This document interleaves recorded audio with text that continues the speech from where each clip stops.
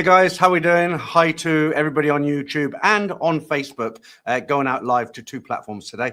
Very, very hot again here in Hua Hin, very hot. It's the first day I've actually had the air conditioning on in the daytime, so it is very, very hot. Okay, let's start saying hello to everybody. Let me just get rid of that. Oh, okay, quite a few. What's all these messages? I mean, I've got one from Anders here. It says money, sexy buffalo, gold diggers. Then I've got one from Shane. Shane will travel. Same thing, sexy gold digger, buffalo. I don't know what that's all about. Anyway, hi Anders, how you doing? Brian, good afternoon, Peter. Raining here in Hong Kong. Hope you're enjoying your Easter eggs. We can't get them here. Not sure if they stock them in your neck of the woods. I don't think so. It's primarily Buddhist here, isn't it? So you don't really see things like that. I don't know if this is true or not. Somebody told me in England they don't advertise them as Easter eggs anymore in case they offend a certain religion there. You know, it's almost like Christianity is not allowed anymore in the UK. It's just gone upside down there. Hi Shane, how you doing? Who else we got? Uncle Willie, midnight greetings from Fresco, California. Okay, what's the time now? 2 minutes past 2 on this Saturday afternoon here in Hua Hin. Wat and Loon, hello Peter from a cold morning in Aberdeen. I've got to tell you a story. We had an incident last night. Me and my girlfriend, we went out to dinner and we met this crazy woman. She's really crazy. She wanted to fight my girlfriend. I'll tell you about that in a while when we get a few more in. Shane, Melbourne here, sick of it. Oh my God, get me to Thailand. Hello Peter from a cold morning in Aberdeen, 2 centigrade rather. Wow, that is cold. Do you know what? People say, do you ever miss anything about the UK? It's lovely here in Thailand with the hot weather, but sometimes it's just unbearably hot, you know, and it'd be nice sometimes to be able to go out. I remember in the UK, you know, like October, November, when it's blue skies, but it's cold and you wrap up warm, you know, you put a hat on and take the dog out and you can see your breath coming out because it's so cold, but it's really clean air. You know, we've got good quality air in most parts of the UK, outside of major cities anyway. And I kind of miss that, you know, also going out in November when somebody would be burning leaves in their garden, you smell that, you know, that burning wood. I mean, that's something that sticks in my mind.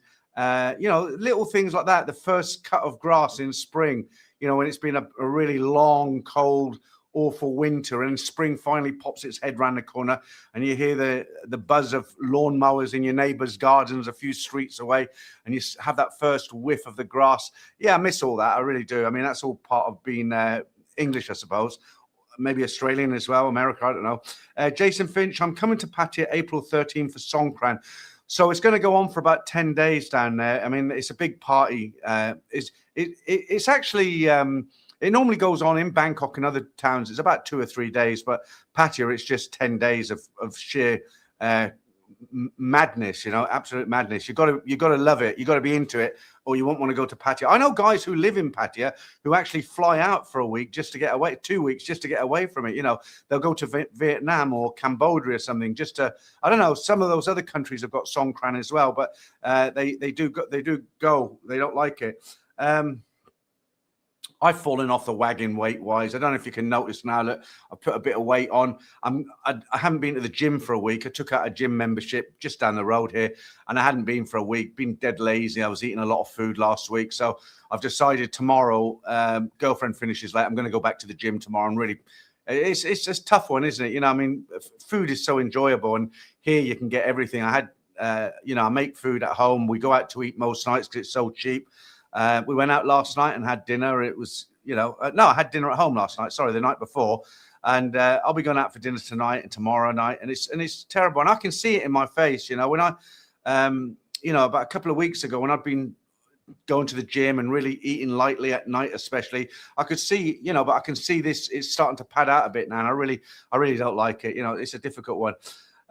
Some people leave comments saying, no, it's easy. You just, you know, it's easy. You just take less calories, don't eat pasta, don't do this.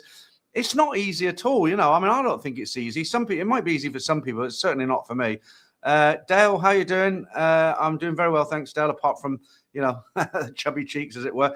I was talking to Franco last night and, you know, when you get older, your face starts to drop, doesn't it? And you see, look, if I don't talk, you see these 2 lines here, right here. He said, I reminded him of Deputy Dog. Do you remember the cartoon Deputy Dog? Oh, well. Dale again. Oh, yeah. Happy Easter. How's the non-drinking doing, if you don't mind me asking? So I did really well. I stopped completely drinking for a couple of weeks. I'm kind of drinking again now because I just found it so boring not drinking. I was going to the gym. I was eating less food, but it was in the evening, kind of between, I don't know, like 6 o'clock. I like do some work in the garden. It's hot and mow the lawn, something like that. And I finish and I sit down in a chair outside because we get a nice breeze out the back here. And I got Changs in the fridge and I thought, I'm going to have a Chang. I really enjoy it about that time. I'm probably going to get really majorly judged today, but, I don't care. For me, it's not a kind of like, I'm not one of those guys who eats, a bar of chocolate and thinks, oh, that's it. My diet's over now. I can go back and, I think, okay, I made a mistake. Okay, I've had a week of pigging out. I need to get back on the program now, I've got no excuse. I mean, the gym's only down the road. How's your grass? It's doing really well. The grass. I don't know if you're being sarcastic or not, but a lot of people actually. I put these videos out on Facebook about my grass because it's really hard to grow here because it's so hot, and it goes brown, and then I saturate it with water for a lifetime, and it goes green again. Somebody told me, let me. I don't know. The CCTV puts me off. People give me all these different ideas about how to make it green. Somebody said Epsom salts. So I thought, well, I'll give it a go. I bought some Epsom salts, mixed it with water, and tried a little test patch. But I don't see any difference, to be honest with you, right now. But yeah, I mean, I'm still on it, as it were. Javier, Netherlands, the same. We're talking about the earlier subject, right? About Easter. Holding fan. Hi, Peter. Just got back from China and I have a chest infection. Hope you're going well. It's overcast in Sydney, Australia. Yeah, I went to the government hospital yesterday because I wanted to renew my medicine. I actually ended up walking out without seeing a doctor. The government hospital is really cheap for medicine and everything else. And the one in Hua Hin is pretty good, but you can have a long wait time. And the last time I went there to get my medicine, because I went with a guy who was having a blood check, we got in pretty quick. I got a load of medicine for 4 months, but there's one tablet that brings down my triglycerines that I'm running out of. So I went back there yesterday and they have a special clinic. If you pay a fee of 400 baht, you can get in quicker. And there was no doctors there. And we went in and we have to go to reception and register. Then we had to go up to another reception on the second floor. Then we have to go down to the pharmacy to check if they've got the medicine. So they had the medicine, but a higher dose. So then she said, oh, you've got to see a doctor to make sure it's okay for you to go out. And we went upstairs. There's like 70 people in front of us, and I said to my girlfriend, I said, I'm not waiting. She said, I'll wait 5 minutes. I said, 5 minutes? There's 70 people, 60, 70 people. And there's 3 doctors on duty. I said, we'll be here till, it's at 2 o'clock. I said, we'll be here till 6 o'clock. I said, forget it. I'll go and buy 1 month and then I'll come back when the special clinic's open. Okay, I don't know what your name is there. You've got it in Thai. Quick fact, even in the 1980s, 90% of Easter eggs never had Easter written on them. Well, I tell you what, I've never seen an Easter egg that doesn't say Easter on it, to be honest with you. Not on the actual egg, on the packaging. Ed, how you doing? Afternoon, I will take hot Thailand over cold in the West. Oh, absolutely. I'm not moaning about it. I'm just saying it'd be nice sometimes to be able to go out and, every time you go out here in Thailand, you come home, you've got to have a shower and change your clothes and everything. You can wear a T-shirt in the UK and wear it for 5 days and it's still pretty fresh. Well, not 5 days, 2 or 3 days. Jason, this is going to be Jason's first time coming to Pattaya, April the 13th for Songkran. Okay, well, have a good time, Jason. You will have a good time if you haven't been there before. Thailand Hound. Okay, that's a new one. Good morning from the UK. A great time to have a live stream as I can watch it in bed. Oh, I'll send you back to sleep, is it? I've got a problem charging my phone. It like charges and then goes off again. I only know because it lights up when it says it's charging. It keeps lighting up. Right. Hopefully that'll do it. Yeah, okay. All right. Threw me off there. Shano Traveller, get walking, Peter. 16,000 steps here most days. Yeah. The problem is around here, Shane, it's not ideal for walking because you've got a lot of soy dogs in packs, and it is very, very hot. It's not really enjoyable. I used to enjoy walking around Benji Kitty Park in Bangkok. That was enjoyable because it was very close to home. There's no soy dogs, good walking paths. I've been going to a local reservoir. It's a little bit far. It's about 15 miles away from our house. It takes me about 30 minutes to get there. And but it's got a nice walking track around the outside of it, and it's flat. There's no soy dogs, and we've been taking Bintu over there. What's he up to? just check on him. I'm going to make sure he's not chewing through my cables. No, he's all right. I have to keep giving. He gets bored of toys very quickly, so I've just given him an old toothbrush to chow down on. That'll last him a couple of hours. I've got to be careful because all the wiring's in one place in the corner. I can't see it, obviously. So when I'm not, I've got pillars here to stop the echoing, because it's quite a big room. And when I'm not doing a live stream or recording, I put the pillars over the wires so he can't get to them. But of course, they're exposed now, so I'm just gonna keep a bit of an eye on him. The Roger Hill, just cut out all carbs and you can eat. Well, that's the problem, isn't it? Because there's a lot of carbs in beer, isn't there? And I don't really want to, I don't really want to cut out the beer. Edward, it was easy. Everyone would be thin. Exactly. So I was on the weight loss jab, okay, and it was great. When I first started it, I just wasn't hungry. I could go. I'd wake up, I maybe get peckish about 4 PM, have something light, and I just didn't want anything all day. But eventually, you have to up the dose to 5 milligrams. It starts to get expensive. And somebody here, a friend of mine here, he went to get the 5 milligram, and they insisted on a blood test, and they insisted on seeing the doctor. And with the 4 weekly, the pen, which lasts only 4 weeks, he had to pay 19,000 baht. And I just said to myself, I'm not paying 19,000 baht. There's going to be some cheaper versions coming out on the market. I was reading on the internet a couple of weeks ago, something to do with the licensing that the two big companies have, that only they can make it. Apparently that's running out, and anybody can, well, not anybody, but pharmaceuticals who are qualified to do it. And, there's going to be brands coming out of India and all over the place. They reckon there'll be at least 50 new brands on the market. So we'll see what happens when they come out. I'll leave it a few months, make sure everybody's okay, and then maybe have a go again. But they do work, that's the great thing about them. Macmillan Nurse, how you doing? Happy Easter, Peter. You're living the dream, got a great house, a great relationship. So you have a bit of weight on. Don't worry. Yeah, I know, but you can't. You're right. I mean, I'm in a very lucky spot here. Sometimes I forget. I'm okay. People kind of, especially on Facebook, people write stupid comments and they say things like, oh, you're a mug. You're going to be one of your own stories. Your girlfriend's just have you there to pay the mortgage, and then a Thai husband will move in, and all the rubbish, But at the end of the day, I think a lot of it is just down to jealousy. She's took all the risks, as I keep saying. I haven't took any risks. She packed her good paying job in Bangkok, moved down here to be with me. She's got the mortgage around her neck. I'm just helping her pay it. If it all went south, as they say, I just move out and move into an apartment somewhere. I'll just pay a bit more rent, wouldn't I? But you're right. I mean, it is a decent life here, and I'm making the best of it.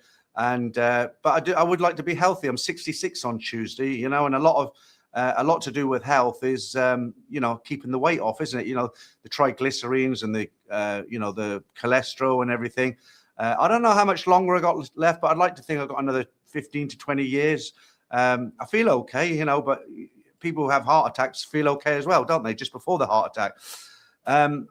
That's one of the reasons my girlfriend's going to finish her job as well. She said, if I was to have a heart attack at 10 a.m. when she's at work, the chances are I probably wouldn't be here when she got back. At least she can call an ambulance. They do have a proper ambulance service here, and the government hospital is a good hospital, if anything happens. Right, didn't mean it to be morbid. Glenn, how you doing? Good morning, Peter from Suffolk, England. It's a lovely, bright, sunny morning here for a change. Walking the bulldogs on days, where are we? Days like this are the best. How's Bintel doing? He's doing all right. He's underneath chewing an old toothbrush. He really likes it when I'm here, because in this room, I put the air conditioning on when I do recording or stream, because the fan makes too much noise, and I can't wear a shirt. If I'm just working here edited, I've got a stand-up fan there, and I take my shirt off, so I'm kind of bare. It's not a nice seat, not a nice sight, believe me, guys. And I'm here, but when I'm kind of doing streams, or sometimes I'll spend all day editing, and then he comes in and he loves it, because obviously it's cool air, and he's got a big thick fur coat, hasn't he? Very futile, is it? Hey, dear Peter, why does many Thai girlfriend stories all seem so similar with the amounts of money, etc.? Are the Thai girls learning from each other to scam the most amount of money and how to get it? I don't think they are all. I don't think they are all similar. I mean, the similarity is that the guys are dating bar girls or go-go dancers or massage girls. Those sort of stories, of course, they're similar, because the girls are working in those bars to make money, and unfortunately, they see foreigners as a bit stupid. They see them waving all this cash around. They think they've got lots of cash. They know a lot of guys will believe what they're told. And, I suppose they're similar in a way because it's the same result, isn't it? Guy meets girl, girl plays guy, guy falls in love, girl gets into a relationship with him and vice versa. She's got her life. She wants money out of him. She's not going to just put a gun to his head. She's got to con him, hasn't she? I don't know. There's a lot of good stories as well. You think about over the last 5 years, I've read out over 1,000 stories. Now, just to reiterate, last time I said that, somebody said, oh, no, you haven't, because, there's only 256 weeks in a year. And that had, 52 weeks in a year. And they did the calculation and they said, you've actually read out 286 stories. That's not the exact number, something like that. But what these guys don't really take into account is I don't read out one story every week. Occasionally, like the story I read out about Lek, the bar girl who ended up getting married. That was a great story. So I dedicated the whole upload to it. But if you're a regular, most of my story videos, I've got anywhere between 3 and 8 stories. So, if you do the maths and take an average of, say, 4 to 5 stories a week over 5 years, it does come up to over 1,000. I think people jump into the comments really fast without kind of thinking things through sometimes. Afternoon, Damien. How you doing? You're still in Pattaya, I understand. I spoke to Franco yesterday by phone. Franco often calls me. We have these long conversations, normally when he's getting away from the sun in the afternoon. Mike, afternoon, Peter. How are you finding hot season? Hotter here in Bangkok. We must have another coffee sometime. Cheers. Yeah. When I don't think I'll be coming to Bangkok anytime soon, but if you come back down here, let me know and we'll meet up. Even my girlfriend, she said this month and next month is really hot. It's going to be really hot. I just want to get Songkran out of the way, actually. I can't believe I'm 66 on Tuesday. 66. When I moved out here, me and my wife split up, I was 62. The time's gone so quick. And I was thinking yesterday, I thought, well, I was trying to work something out. So how long we'd been in this house, and 6 months. I can't believe it. It feels like 2 months, right? But we've actually taken charge of this property 6 months ago. We're still spending on bits and pieces. What did we do? We're having some guttering put on this side of the house, which is going to cost about 10,000 baht. The reason for that is because we got a really nice neighbor next door. He helps us out with some bits and pieces. He's a chef in one of the big hotels downtown. And this part of the roof, if we don't get any because unlike in the West, when you get a house here, it doesn't have gutter in. That's all extras, right? And so the heavy rain would go into his yard. I don't think he'd complain about it, but I said to him, I'm going to put some guttering up here and have some dam pipes so it doesn't flood your yard, sort of thing. So that's what we're doing next week. We want to buy a couple of big ceiling fans. They're about 4,000 baht each, the remote control ones. What did we buy the week before that? We're trying doing it slowly. I bought the hood for the cooker. That was about 7,000. Well, with all the bits, the pipes and everything, it was just over 8,000 baht. So constantly doing bits and pieces, Tada, early, but thank you. Jason, you should go to Pattaya. I spent years going to Pattaya. That was my daughter. She was bloody texting me when I'm on a live stream. Okay, let me just explain about that. So Pattaya is a great town. People go there for the first time. They have a good time. I went there for years. I first got down to Pattaya. I think I was about 37 years of age. I was living in Bangkok, or 38, and I used to go down there regular weekends, weeks.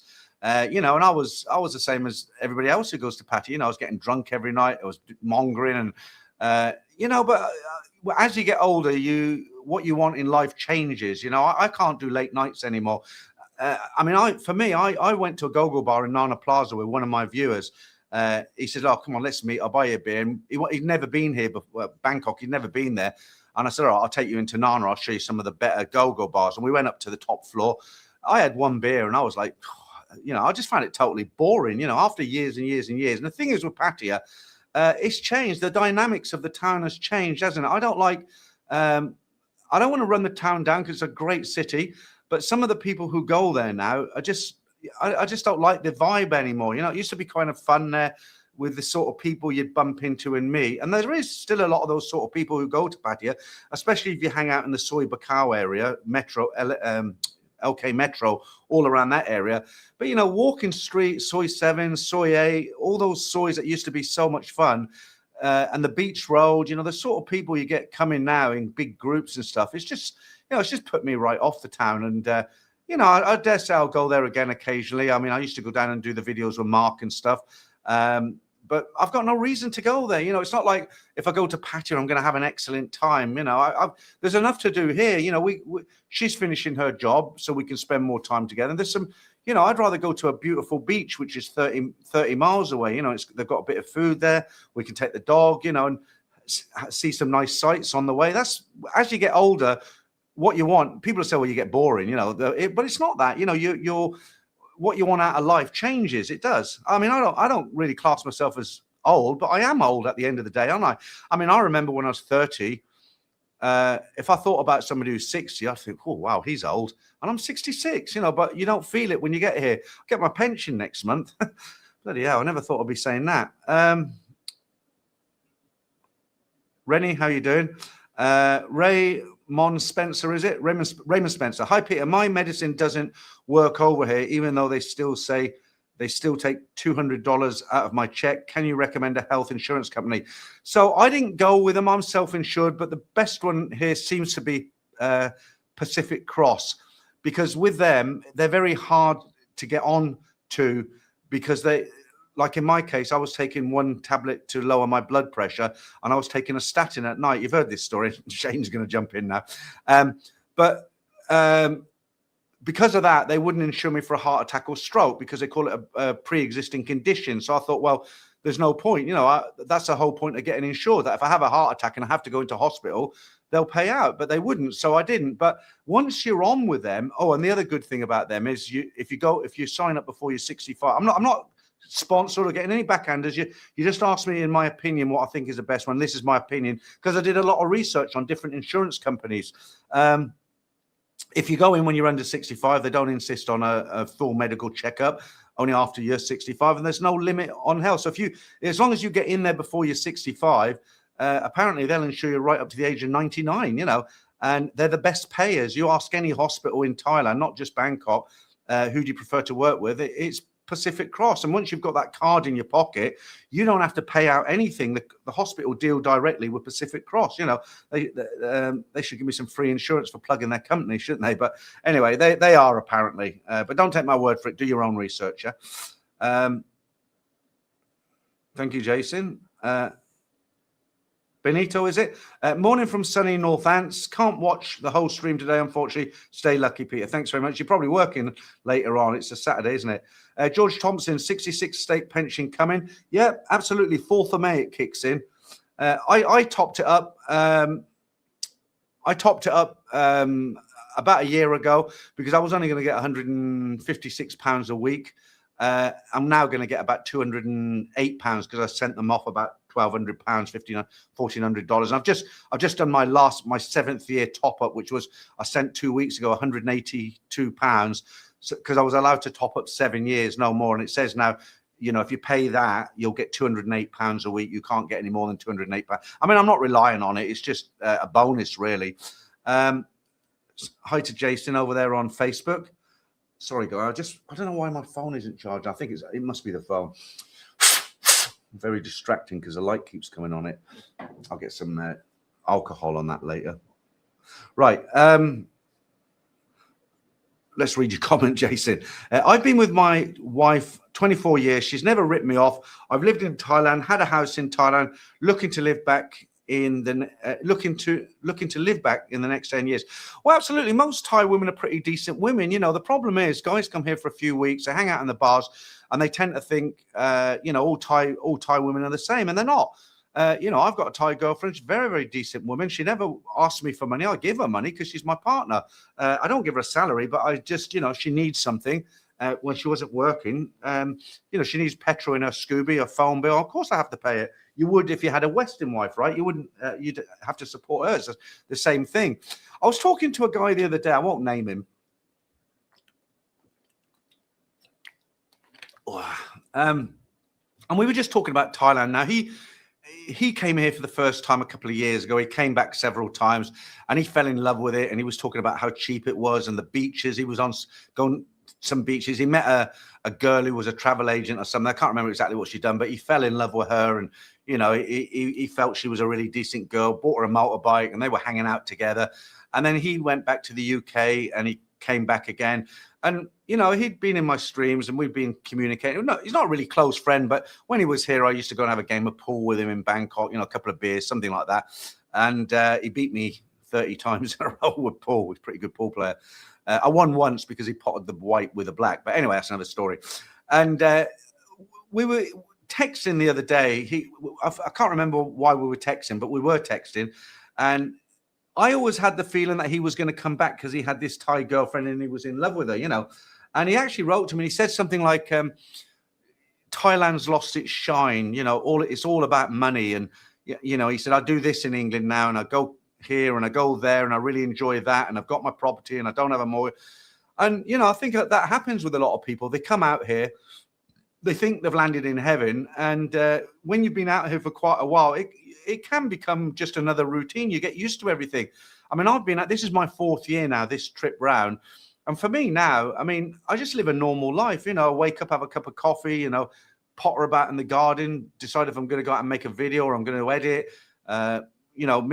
Me and her will go shopping or we'll go to the beach or, we'll have a day out somewhere. But you fall into a routine, and that kind of like really exciting part of coming to Thailand does kind of fade away, And I said to the guy, I said, well, that's great if you've got all that going on in your life in the UK. I says, but I've got nothing in the UK. What have I got to go back for? I've got 2 daughters. That's the only family I've got. I don't have any cousins, brothers, sisters, anything like that. And an adoptive sister that I haven't seen for years, and an adopted brother he's older than me. We fell out, actually. We still talk, but we're not on the best of terms. And, I've got nothing to go back for. I'd have to stay in a hotel. I'd have to rent a car. So, for me, I'm kind of pretty much stuck here. It's a nice place to be stuck in. But yeah, it can lose its shine. Right. Uncle Willie, keep an eye on Binto, the wiring. Don't want to change his name to Sparky. Yeah. No, he's so predictable. When he comes in here, he wants to choose something because he's teething, right? He's 6-month-old now. And he's, what happens once the cold air kicks in, he just falls asleep. He's in the corner sleeping now. Looks like a fox. Okay. Ryan says Pattaya has gone commercial now. I'm very careful when I talk about Pattaya because I remember I said something about Pattaya. I wasn't slating it. I was just talking about it. And Martin from, Nick Dean, NDTV, he'd said something like, some YouTubers say things about Pattaya that's not true. And he said, Thailand Bound said it's a terrible town now or something like that. And I hadn't said it, And to be fair to the guy, the guy actually wrote me an email and said, look, sorry about that. He'd misheard it. So I'm always careful, if it's your first time to Pattaya or you've only been going there for a couple of years, yeah, it's very exciting, is it? Especially coming from a Western country. But as I say, for me, it's kind of that Pattaya has lost its shine. And the girls are different, I don't want to be one of these guys, back in my day, it was all good. Everybody moves forward. But the girls are definitely different, the kind of cuter, how can I say this? The real nice ones, let's put it like that way. They're all online now. They're making money. Guys are sending them international currencies. They're not swinging around poles. You go around the bars now. A lot of the women nowadays are, they're over 40. Nothing wrong with that, but it's just it changes the whole dynamics of Pattaya, doesn't it? The bar scene. Jason again, we love Hua Hin. We go there every time we visit Thailand, Hilton or Marriott. Yeah, the Hilton, yeah, that's a good location, but it's a very touristy area, and because those bars and restaurants near the Hilton are quite expensive compared to the rest of Hua Hin. If you cross the highway and you go to 94, for instance, you'll find it a lot cheaper. Oh, this is really cheesing me off, my phone. Let me I'll do it afterwards. I'll get one of those chargers, I think, where the phone sits on it. I did have one. I don't know what's happened to it. Shane, I'm middle-aged now at 42. I wish I was 42 again. First Bangkok trip at 30 with Pattaya ever since. I know you do like Pattaya, don't you? What about Soi 6? I found Soi 6 quite intimidating. The first time I went down Soi 6 as it is now was when I came back here. I went to Pattaya about 2-3 months after. No, I first went to Pattaya. Sorry, rewind. When I split up with my wife and I came here, I went to Pattaya first. I thought I was going to live in Pattaya, and I stayed there for 2 months, and I had to get out of there because I was just getting drunk every night and, getting through money and it was too much. So I decided to move up to Bangkok. But when I walked down, I'd heard about Soi 6, and when I walked down Soi 6, I just felt totally intimidated. I'm one of those guys, I like to look first, and if I'm interested in anything, I do the approaching, right? But walking down there, girls grabbing you and pulling your arm, and standing in the middle of the street and doing that so you can't walk past. I just found it. I didn't. It's some beautiful ladies down there, but it's it wasn't my kind of environment. And it's I'm not into that at all. Shane again. I just read that out, haven't I? Jason, I love Thai girlfriend. Okay, good for you, Jason. Where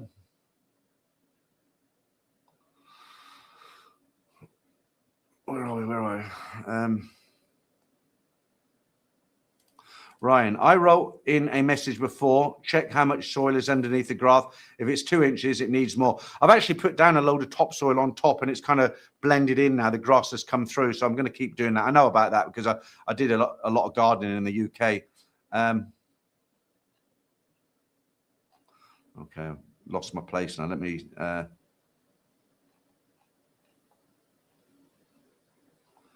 which was the last one? Okay. Tada, you're going to Jomtien on the 16th. Jomtien's okay. I like Jomtien. It's much more laid back. Although there's a lot of Russians in Jomtien now. When that first hit me was I went to the windmill market. They got like a fake windmill, but it's a lot of food. There's like 4 rows, and you go down and pick your food. And all the signs, menus and stuff used to be in English and Thai, and now they're in Thai and Russian. That was kind of a bit weird.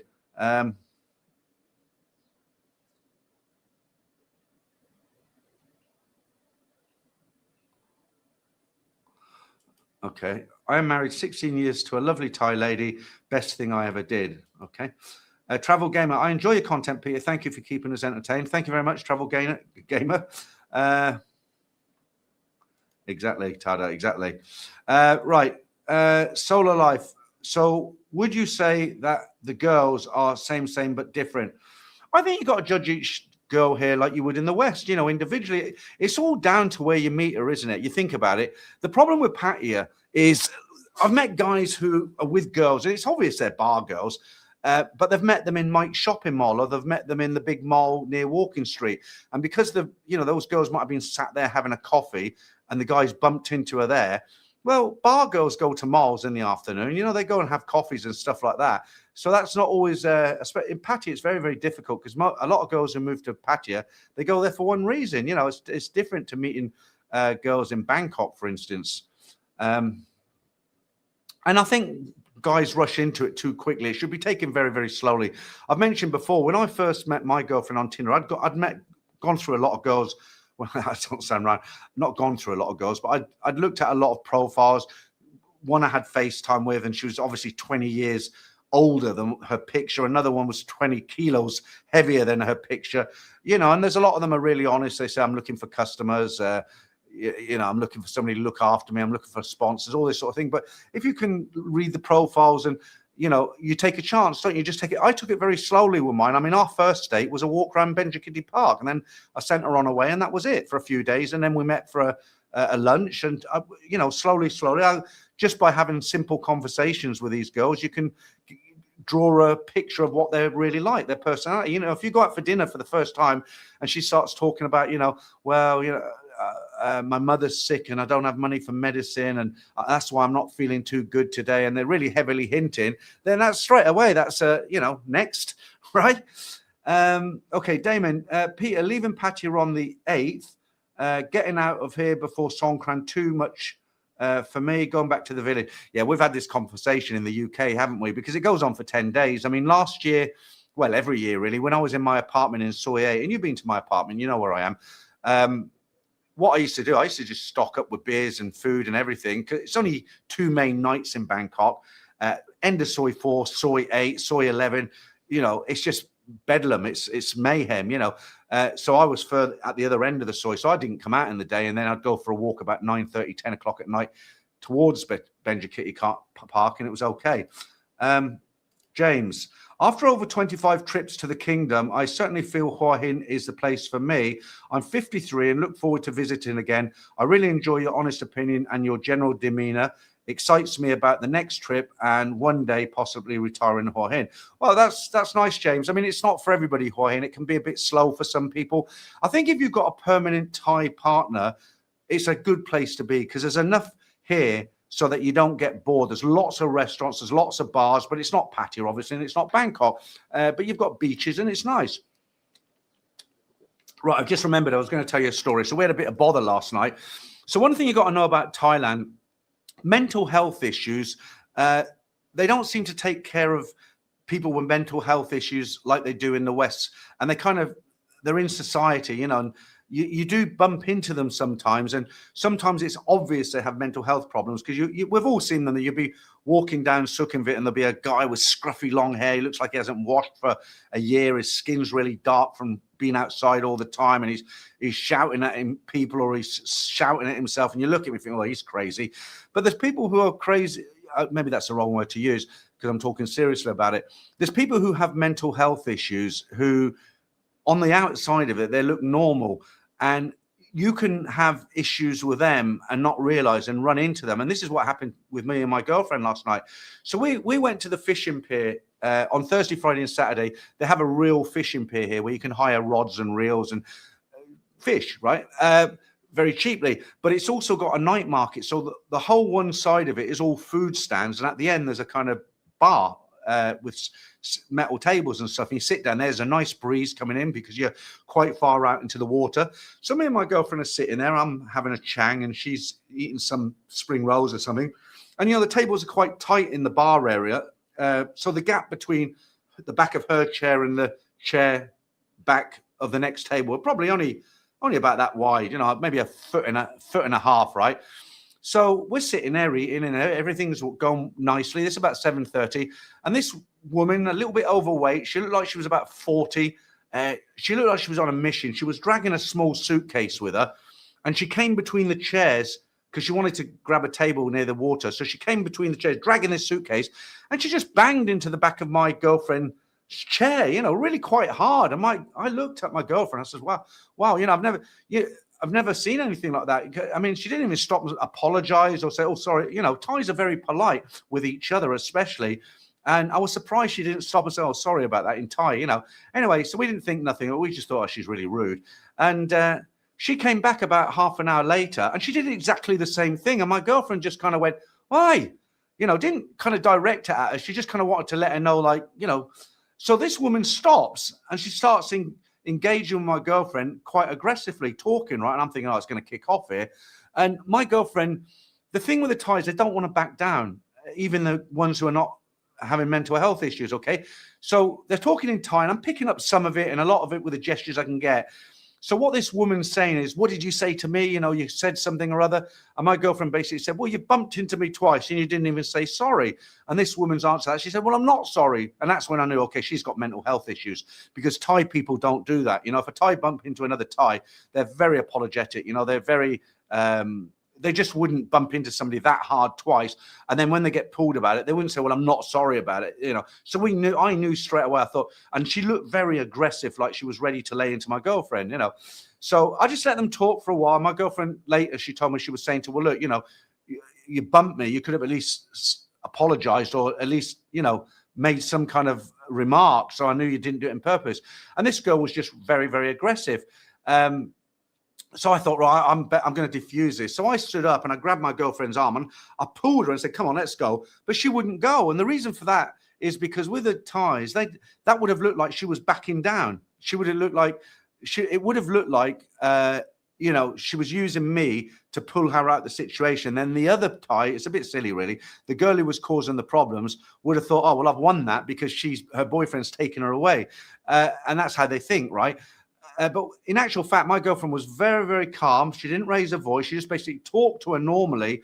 And I really thought this other woman was going to slap her or something. And I stood up and I had I was holding on to an empty Chang beer bottle. I mean, I wouldn't have done anything with it. But the woman, she's obviously been in trouble with other people before because she looked at me, then she looked down at the bottle and I could see the cogs going. Luckily, she walked off, not because of that. They had a few more words and she walked off. And I said to my girlfriend, you know, she must be crazy. And I was like, weren't you scared? Aren't you bothered? She's like, no.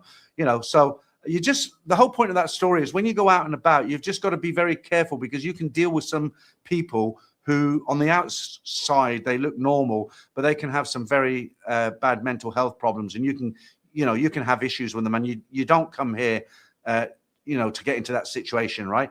Hopefully we won't bump into her again. I mean, when we were walking off the pier, because we were going anyway, I kept looking behind because I thought, well, she's going to come up, because I've actually seen Thais like run after somebody with a beer bottle and hit them on the back of the head. That's another story. Let me tell you it really quick because it was weird. So this is years ago. I was opposite Nana Plaza, and it was in the afternoon, about 2 in the afternoon. I was just walking towards Sukhumvit Road slowly. And I seen this guy, like I described, he was really scruffy. He was obviously living on the street, long hair, dark. And he'd walk past me, and I thought smoking, but was I smoking? I stopped for something. Maybe I bought something from the little pharmacy there. And anyway, he came back and he walked in front of me. He's on the road, actually. He walked in front of me. And I seen one of the sellers from the noodle stand. I knew she was a seller from a noodle stand because she had the white cap on and the apron there. She kind of ran up behind him, kind of crept running, if that makes sense. Kind of run, but quietly, with a small Heineken bottle, cracked it over his head. Of course, it smashed. And then she ran off. So the only thing I can assume is that he'd gone there and asked her for food, which they would have given anybody food. They're known for that. If you haven't got any money, they'll give you some food. And but he's obviously said something rude to her because he's had mental health problems. Or he's kicked the stand or something, and she's just cracked him with the reason she ran, not because she's scared, but she knows, the police will come after her. She just wanted to get her revenge but not end up getting locked. Okay, right. Jason says, I love soy 6. Okay. Godlike 915. Good morning, Peter. Sorting out a story for you to read at the moment. Weather not good in UK at the moment. My next trip booked for end of September. Okay, end of September. It will still be rainy season. It will still be September, but it doesn't rain all day. Solar Life. We have a friend who is planning on getting married this year to a lovely woman in Thailand, and we have used you as an inspiration, Peter, to reassure him. Oh, thank you very much. I didn't tell you we're separating, did I? Because I'm only joking. People say, why don't you get married to her? And I talked to my girlfriend about it. I said, do we really need to get married? I said, the money and the palaver and going up to the village and all this. And we just decided not to, Damon, Peter, got to turn off my phone as it's overheating. It's 43 degrees in Pattaya. Okay, mate. I don't know if you see my message. Solar Life Portugal. Peter, what is the fuel and gas bottle situation like where you're at the moment? So there isn't any fuel issues. The garages are all open. You can get fuel. Last week, they were saying you can only put 500 baht of petrol in your car. But I haven't. Every time I've gone in there, I've just topped up now, just in case it runs out. There's been a few days when the garage has been closed. They didn't have any fuel, but the next day, on every occasion, it's there. We have a 15 kg gas bottle that we use to cook, but as we go out for most of our meals, I don't think we've even used a quarter of it, so it will last us 6 months. We haven't tried to replace a gas bottle, so I don't know.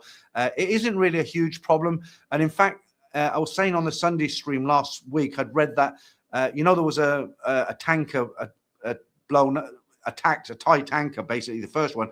Well, apparently a week after that, they let a tanker go through to Thailand. So, and they said they've got 2 months supply here, and also the Prime Minister had ordered that the emergency fuel that they keep be released. And so at the moment, no problems. Right. I just said big thank you to my first and only super chat today. That's gone out to Mac Knight. Thank you, Mac. Very kind of you. Thoughts on, is that the tsunami and Pattaya? I don't really have any thoughts on it, to be honest with you, because Phuket's the place you don't want to be in a tsunami, if I've read that right. No, Pattaya is safe. I mean, that's not going to be an issue. Yeah, I'll be really honest with you. Like, thanks for the $9.90, the $10 there. I'll get a couple of drinks. Very kind of you. But thoughts on Osama, I just don't have nothing to say about it. No thoughts at all, other than I doubt they'll have one. That's it. Okay.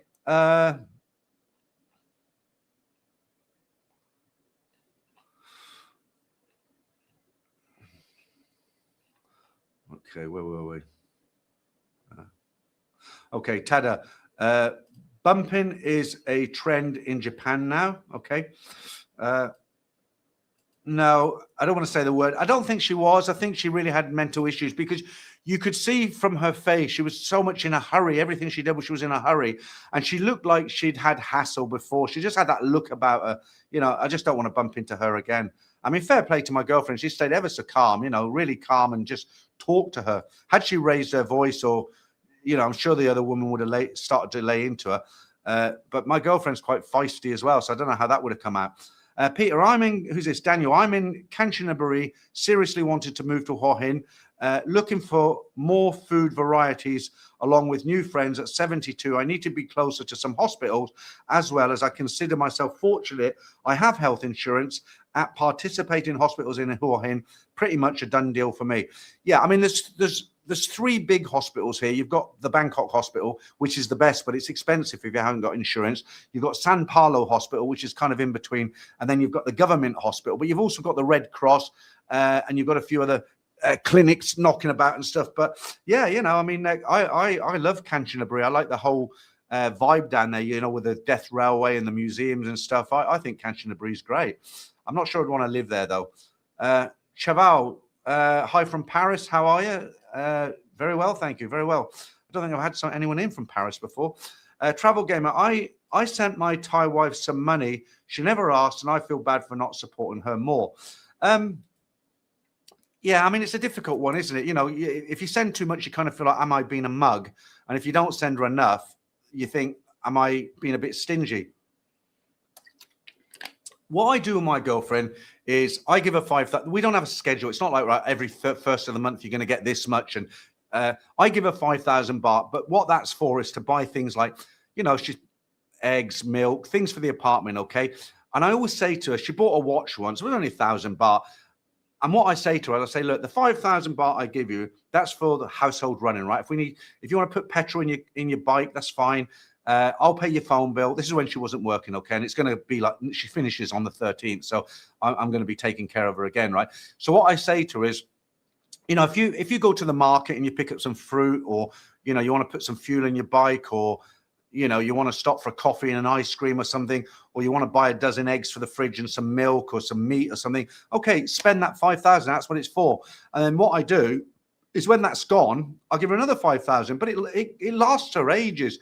And what I've said to her, I said, look, anything you want, within reason, if you want a couple of new shirts, or, you want to get some makeup or stuff, if you want to get your hair cut or your nails done, she doesn't have to come to me and say, well, I want to get my nails done. She doesn't get her nails done, but I'm just saying as an example, haircut, for instance, okay?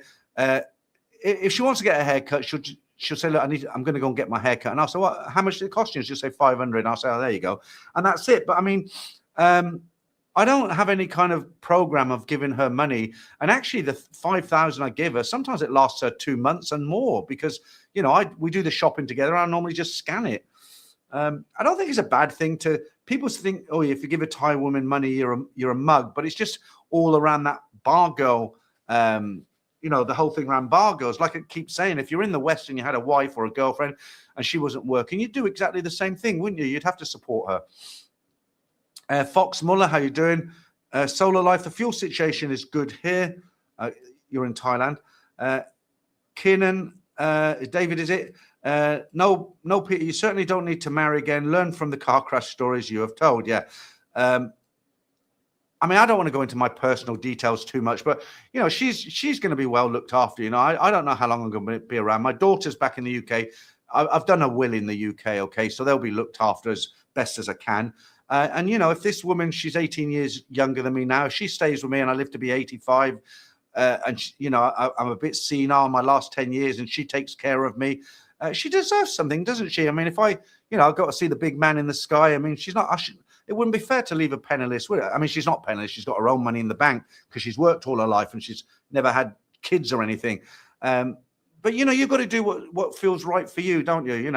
What the way I think might not be the way you think. URL Droid Superbot. Did the tourist numbers drop suddenly due to the war on your fuel lines? I've heard from a couple of people that Pattaya's gone quiet. Mind you saying that, I've got a friend who owns quite a big bar down there, and he said the first time I wrote to him, he said last week of February it dropped off, just completely dead down here. And then he wrote to me a week later and said I can't understand it. It's supposed to be like a lower season.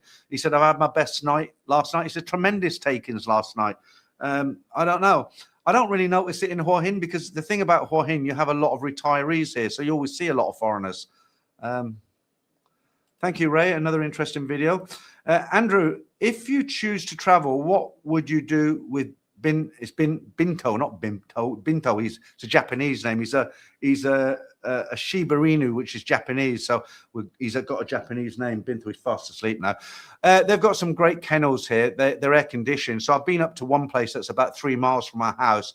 They charge 600 baht a night, which for Thailand is quite expensive, but it's an excellent place. You know, you've got to show a health card, health certificate, which we've got, and then they've got individual air-conditioned pens that they put them in, and they let them out for a run. It's all enclosed. You know, I've been up there, all fenced in and stuff. So if I went away, you know, we wouldn't go for a week. That's too long. But if we went away for 3 nights, for instance, and we needed a house, that's going to cost me what? It's 600 for a medium dog, so that's going to be what, 1,800 baht. Let's just do the maths. I could do it in my head actually, but I'm being lazy. So divided into, let's use 42, not 43. Yeah, I mean, it cost me £40, $45 or something. I mean, we're not going to go away very often. The good thing about here is they don't have any hang-ups about taking dogs in restaurants and things like that. Not all restaurants.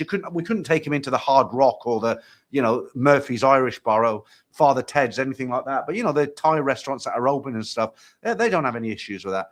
The problem is he's very timid. He's a timid dog because it's just in the breed. And, you know, if we're in the garden, he likes chasing the mop. You know, I'm running around with a mop and he's trying to bite it. If he hears like somebody walking down the street talking, he just freezes, you know, and you can see him confused and he looks around. So I'm trying to socialize him, take him out on walks and stuff, but I take him in the car and go somewhere safe, not around here.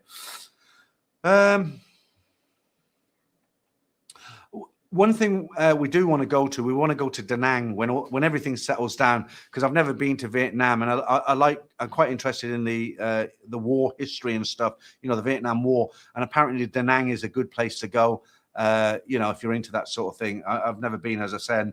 I went to Cambodia last year with my girlfriend. We went to all the Angkor Wat and Pub Street and everything, and we had a good time. You know, it was interesting for her as well, going to Cambodia. Dog, how you doing? Rolling Coconut. Watching from Tagalay, is it the Philippines? Almost all advice you give for Thailand, Peter, carries over here too, as well as Vietnam, Cambodia, most anywhere, really. Thank you. Yeah, I mean, it's pretty much all of Southeast Asia, isn't it? But I'm in Thailand, and it's Thailand bound, so that's why the stories are primarily about Thailand. Dog says marriage is for women, not for men. Tom Chang is calling you. Okay, the problem is he's calling me every night. Okay, what was I going to talk about? Okay, right.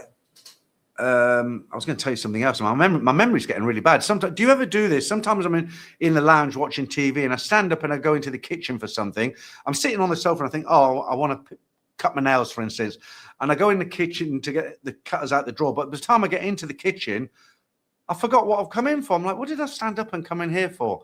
And I'm scratching my head and I can't remember. Then I sit down on the sofa and I remember I have to get up and go and get it again. Does that happen to you? It must be old age, right? Okay.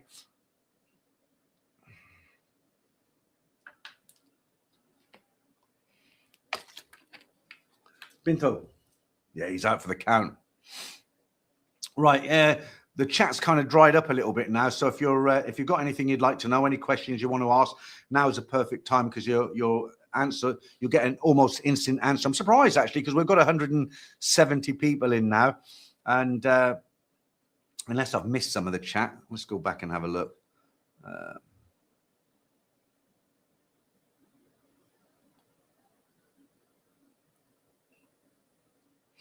No, I think I've got it all. It's funny, when I went to Kanchanaburi, just on Kanchanaburi again, reading that comment there, Jeff Carter was there, and somebody said, oh, Jeff Carter's in this was last year, Jeff Carter's there, and I almost thought I was going to bump into him, you know, but I never did. I've never met the guy. You know, there's quite a few YouTubers I haven't met. So people presume if you have a YouTube channel, you know every single YouTuber, but it's not the case. Shane, how's the volume of tourism in Thailand at the moment? I don't notice any difference, Shane, but then I'm not, we'll put it this way. When I go to the night market here, okay, I think they can seat probably 500 people in there. And when I go there, if you go there at 8 o'clock, you won't get a seat. It's absolutely jam-packed. I hear mixed results about Pattaya. Some people say, oh, it's dead. I've never seen it so dead. It must be the war. Other people say, no, it's still busy. Still a lot of people here. It's difficult, isn't it? Glenn Hotspur, my short-term memory is shocking too, Peter. My second record is 6 times going to do the same thing. I got distracted too, not just memory, nearly 60.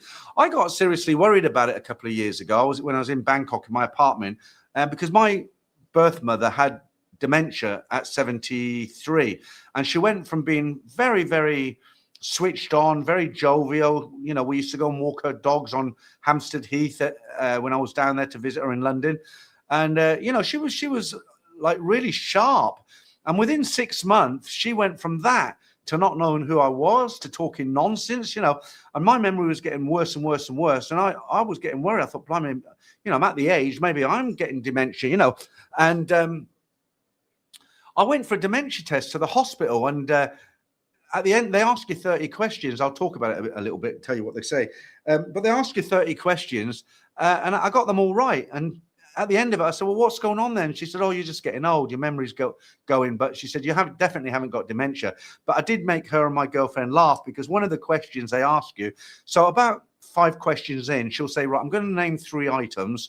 And they'll say something like a shoe, car, and a banknote.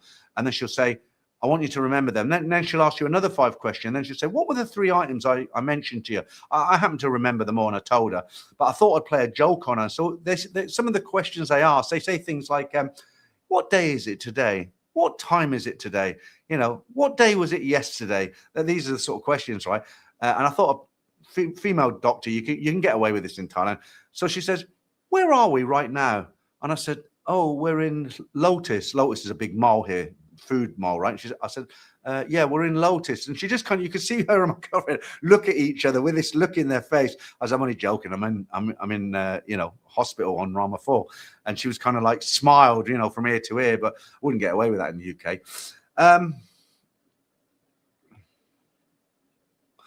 Pondo, hey Peter, I'm from Laos. Have you heard if Bangkok is quiet? No, I haven't. I wonder if Pattaya is affected such as less Indian tourists due to the war, etc. Fuel prices are going up, airfares are going up, and people do get paranoid. That a lot of the people who fly from, say, Manchester in the UK, they can't fly directly. They've got to stop down in the Middle East. With everything that's going on right now, missiles going off to Bahrain and Dubai and the rest of it. Some people just think, oh, well, when my time's up, it's up. But other people, like myself, I wouldn't travel. If I was in England now and I planned a holiday to Thailand right now, I'd put it on hold, because I think, what's the point? Maybe I'll get stranded out there because they closed down the Middle East. No more flights, So I'm sure it is affecting it up to a point. But there are people, like I say, they don't give a toss about it, and they'll just come out anyway. But I certainly don't notice any difference. Okay, dog, that memory loss is normal. Thanks heavens for that. Derek Sharkey, if you think you have a girlfriend, give her 5 years money in advance. Oh, that would be really crazy to do, wouldn't it? Because if she wasn't, I'm talking about generally speaking, why would you want to give her 5 years money in advance? Okay, look, I said I didn't want to talk too much about my personal details, but this is what I intend to do, okay? Like I said, my daughter's in the UK. They're fine. No problem, okay? I've got some, not assets, but obviously I've got money put by for my, I've got $1 million baht sitting in a bank account. That's for an immediate emergency. If I had a heart attack or a stroke, it's about $350 to get treated for a heart attack, okay? I'm not saying that money would last forever. Of course it wouldn't, but that's for an immediate emergency, okay? So if I pass away, that money's still going to be there, okay? I've got, I don't want to talk about the various amounts in my other accounts, but I've got some money laying around that I live on, okay? Not big amounts, just normal amounts, what I call normal amounts. I'm not poor, but I'm kind of just a regular guy. If I stay in a hotel, I'd stay in 1,000 baht a night hotel, put it that way. I've got my car, I've got my scooter. Hopefully this place will be paid off. And if I pass away, then isn't it only fair that she should have it? You know, she's been looking after me for years and years and years. She's going to be old herself, isn't she? I mean, she's 48 now. I heard a terrible story about 6 months ago. So there was somebody in a similar situation to me. There was a big age difference between him and his wife, but it was more than mine, about 25 years. And she'd been looking after him because he got very, very old. And she was like his carer. But eventually what happened, he got really old where he couldn't do anything. You know, she was wiping his bum for him. And she got to the stage she could no longer take care of him because she was getting old. She was elderly herself, and she could no longer lift him and cook for him and, you know, do his laundry and all this sort of thing. So she just couldn't look after him anymore. And because they didn't have much money, what happened to him? He ended up going into a Thai kind of old people's place.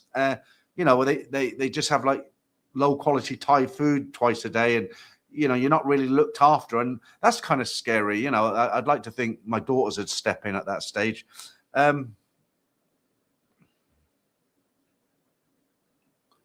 Okay, Ryan says, don't worry about your memory, Peter. The broccoli smokers do all things in their 20s and put TV controls in the fridge.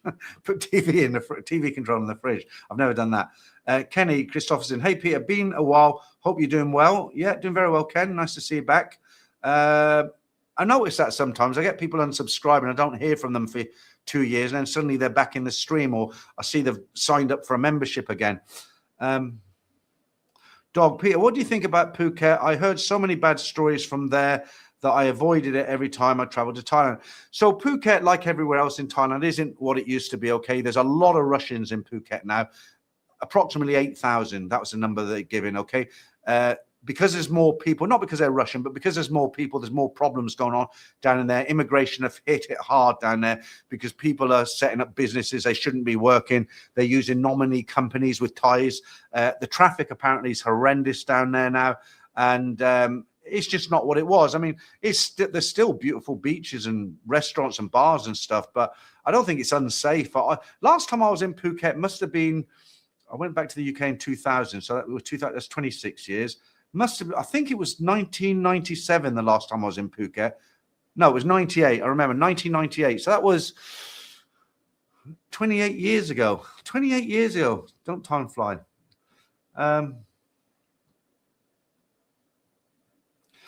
Yeah, I was talking about that earlier. Have you found a nice running or walking area in Hua Hin yet? I found a very nice walking area, but the problem is it's a 30-minute drive from my house. It's a reservoir.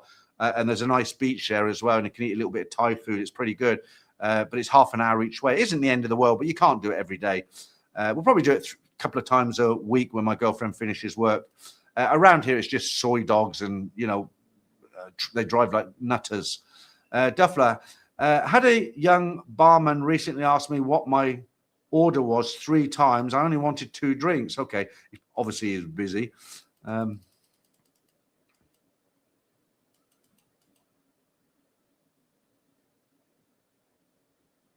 Do you know what? I'm going to be honest with you, Alibaba. I don't even know what that is. What does anybody know? Can you tell us? What's a drink queen, and why are there more of them around? Now, I'm guessing, this is a guess, right? Let's see if I'm right or wrong. I'm guessing a drinks queen is somebody in a bar who just basically really goes for broke for ladies' drinks because that's how they make their commissions. I can't think what else it would be. Dutch Buddha, thank you. Holden fan, I think we will see the tourism drop in a few months as possible, put their travel plans on hold. Would like to go to Europe, but putting that off due to using Emirates that stops in Dubai. Oh, yeah, definitely. There will be some drop, sure. I think Seamus, how you doing? Nice to see you on a Saturday stream. I think the biggest worry for people is that, you know, if you go away, you're going to have a return flight. And for me, the biggest worry would be that I get stranded. There are people who are stranded here now in Thailand. They can't get back home. The government's kind of extended their visas, but they've been very strict whose visas they actually extend. You know, some people are trying to jump on the bandwagon as well and just stay here longer than their visa permits. Yeah, I mean, I wouldn't risk it. If I was in the UK now and I had a job and I had 2 weeks holiday planned to come out here right now, I'd just delay it. I'd keep the money in the bank and I'd just see how things go, and I'd rebook when everything's okay. And I'd just not take my holidays. I'd carry on working and take them at a later date. I just wouldn't enjoy it. You know, if I was here and I was worried about being stranded here. I wouldn't enjoy my holiday here. Ricardo says, I'm amazed that Emirates, Qatar and Etihad are still selling advanced tickets, but they're cancelling the flights at the last minute. So, yeah, I mean, they're running businesses, aren't they? So what they're doing is they're selling tickets, and if they can fly, then they'll fulfill those tickets.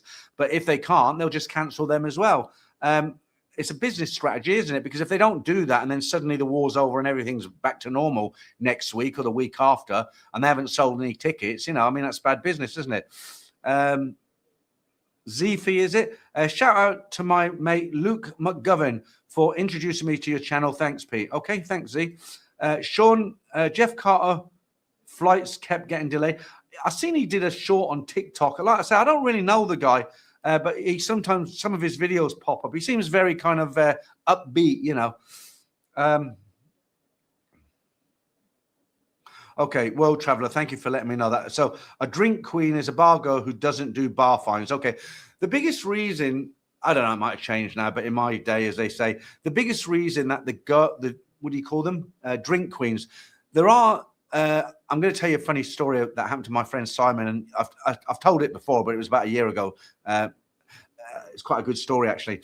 So the reason a lot of these girls they'll take the drinks, but they won't go off on short times or go off with guys, is because they want to make money, but they've got a Thai boyfriend or a Thai husband, or they've got a Farang who's kind of looking after them. But he said to them, look, you can still work in the bar, but I want you to come home every night when you finish in the bar, or I'm going to pick you up, and you're not going to have to do short times. Some guys accept that, and that's why they do it. But I'll tell you a funny story, because some of them are a little bit naughty how they do it. So Kanchanaburi, funny enough. So me and Simon, my friend Simon, we were in Kanchanaburi. We went there, and they got a few bars with girls in there, not too much, up the road from the bridge, as it were. And so we're there, and I'm playing pool with a girl all night, and just playing pool. I wasn't having any other intentions. And he was talking to a girl, and basically he'd bought her drinks all night. So we went there about 8, and about midnight. He'd been buying her drinks all night. And no, it wasn't Simon. Who was it now? God, my memory is gone. I was with somebody. It wasn't Rewind. It wasn't my friend Simon. I think it was a guy called Jim, another Jim, not the Jim I normally talk about. So we were there. Why was I with him now? I think I met him. I think I actually, that's right.